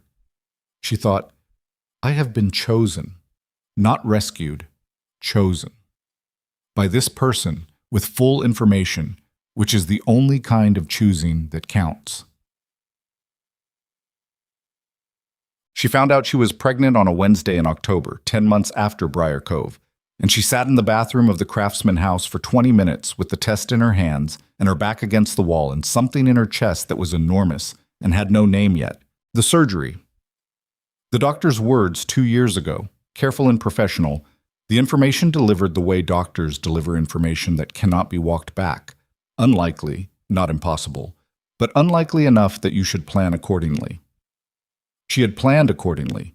She had made her peace with the shape of the life that planning implied, and the peace had been real, not performed, and it had not prepared her for this. She had told him on the back steps in November, and he had said, I already have a family. What I need is someone willing to stay. She had believed him completely, and it had been enough, and she had stopped wanting the other thing with the specific discipline of someone who has learned that wanting things you cannot have is a form of suffering with no productive end. The test in her hands disagreed with the impossibility. She went downstairs. Adrian was in the kitchen making coffee with the focused competence he'd developed over 10 months of practicing the ordinary things, no longer burning things quite as often, the kitchen becoming his in the way spaces become yours through repetition. He looked up when she came in and registered her face immediately. He set down the coffee. She held up the test. She watched him understand it, watched the comprehension move through him, the first second of pure cognitive processing, the second second of the emotion arriving, the third second of the expression breaking completely through every layer of management and discipline and careful control he had spent 30 years building. And what came through was not complicated, was not conflicted, was purely and entirely one thing. He crossed the kitchen and went to his knees. Not to the floor for dramatic effect. She would have been annoyed by the drama, he knew her well enough to know, but simply down, his hands on her hands, looking up at her face, and his eyes were wet in the specific way of someone who has not allowed themselves to cry in a very long time, and the body is taking the decision away from the mind. Hey, she said very quietly. He held her hands. He didn't speak for a moment. His jaw was working the way it worked when he was managing something too large for the usual channels. You okay? She said. Yes. The word came out unsteady. He cleared it. Yes. He looked up at her. He stopped. She waited. All 3 times, he said. The first 2 times I was terrified. I was glad and terrified, and I didn't know how to be in a world where something I loved that much existed. And I was already... He stopped, restarted, the world they were born into. I knew what it was. I chose to have children in it anyway, and then spent 8 years trying to get out before it swallowed them. He held her hands. This one. She waited. This one gets the other thing, he said. This one gets the world we came to. He looked up at her, wet-eyed and unmanaged and entirely himself. "That's all I'm trying to say. That's why—" He stopped. "I don't have better words than that." She crouched down to his level. Both of them on the kitchen floor with the coffee going in the background and the October morning coming through the window and the sound of Elias moving around upstairs and Lila arguing with Gerald about something in her room. She put her hand on his face. "Those are good words," she said. He turned his face into her hand briefly, the way she'd seen Lila do it in the driveway of the estate in the November dark of another lifetime, and she felt the weight of him in that small gesture. Everything it had cost to be this person, everything it had required to walk out of that warehouse and keep walking, all the way to this kitchen floor. "By April," she said. He made a sound that was almost a laugh. "By April," he said. The treehouse had 2 platforms. Gerald had a hook. The rope ladder was level. Elias had supervised the structural assessment with the rigor of someone who intended to certify it personally, and he had, in fact, written a 3-page document that he presented to Adrian and Selene at the kitchen table with the manner of someone tabling a proposal, which Adrian received without irony and reviewed in full and signed at the bottom because Elias had left a signature line and it seemed right to use it. Lila named the upper platform the observatory, for reasons she explained at length to anyone who would listen, involving Gerald's purported interest in stars and a conversation she'd had with Selene about a woman who kept a star chart on her bedroom wall. Selene had told her about that. On a Tuesday afternoon, walking home from school, Lila's hand in hers and the Pacific wind coming off the water, and the conversation finding its own direction the way conversations do with children who ask everything. She'd told her about the star chart and the names and the woman who paid attention to everything, and Lila had listened with her whole body in the way she listened, fully and without reservation, and then said, "So the stars have names that people gave them." Yes? So even the sky has someone who knew its name. Selene had held that sentence for a long time. She held it now, standing at the kitchen window on a winter evening 3 years into the life they had built, watching Adrian in the backyard with the youngest, a girl, 8 months old, just beginning to understand the concept of the world outside the immediate warmth of the people holding her. Pointing up at the bare branches of the oak tree and the platform above it, explaining something with the focused care of someone for whom explanation is an act of love. Elias came into the kitchen with a book and a question about the grant application she was revising. He was 11 now, and approximately 4 years older than that in every meaningful sense, and they had had a conversation 2 weeks ago about what kind of high school program would actually challenge him that had lasted 3 hours and involved a whiteboard and was one of the best 3 hours of her life. She answered his question. He made a note.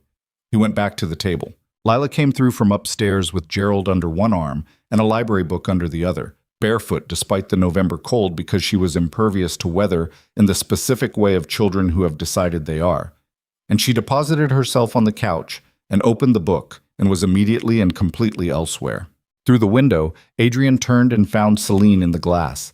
She was watching him and he knew it, and he held her gaze for a moment, both of them separated by glass and 20 feet and the ordinary evening, and something passed between them that had no name and didn't need one.